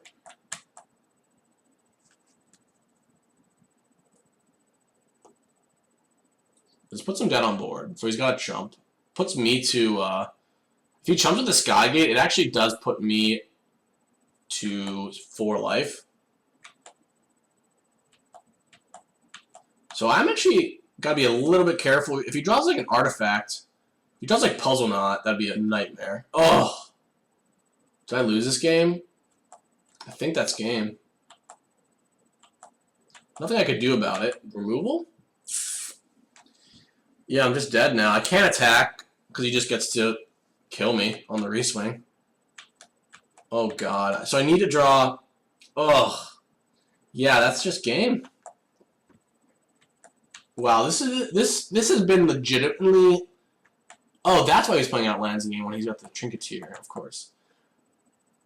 This has been legit. He's got 2 Trinketeers.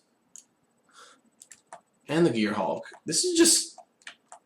I'm legitimately like upset at this daily because like I think that I let the emotions get the best of me and played badly, but like it's just so unreasonable. Like I think in some of these games, like I lined it up to play well and to have my outs, and a lot of these games I like snuck wins by like drawing outs, but just these decks are just make it not fun. Like I did not enjoy myself.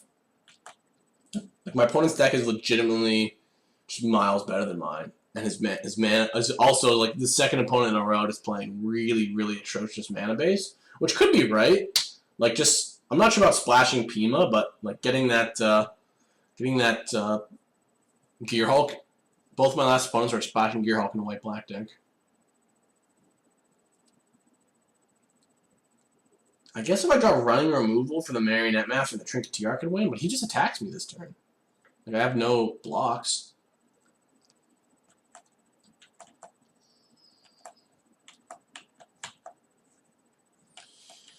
Yep.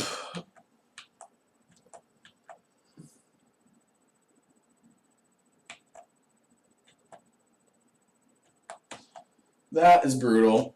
I don't really know what to say, guys. Sorry that I've been so demoralized, but this is just stupid. Like I usually really like sealed, and honestly, I've done a lot of sealeds in this format, and they've never been this pronounced, like polarized. Just like my opponent's decks are all better than mine, and there's nothing I can do. I did make some minor misplays, so I can't be. I could have potentially snuck another match win in there. I obviously made an on-board mistake in the first game. Made some minor mistakes. This last game, like, I like my line. I like even though he's got his Marionette Master in play, I like if you play something big, make my Marionette a 4/6, like, revoke anything he plays. You know, if he draws removal, the game continues. If not, he just has his 4/6, that's like the Abyss. If he draws like a bunch of artifact generation, I might lose because he can just keep chumping. But then I can just stop attacking, and we're at like a standstill where I have a few removal spells, a few flyers left in my deck, and obviously my Trinketeer. But yeah, that is just brutal. Thanks for tuning in. This has been the first of what I think is going to be 3 sealeds. So. Thanks again. Sorry about being a bad sport. I like to pride myself on being very composed, but something about Magic Online and something about this last daily just did not sit well with me. But anyway, hopefully the next one's better. I'll see you guys later.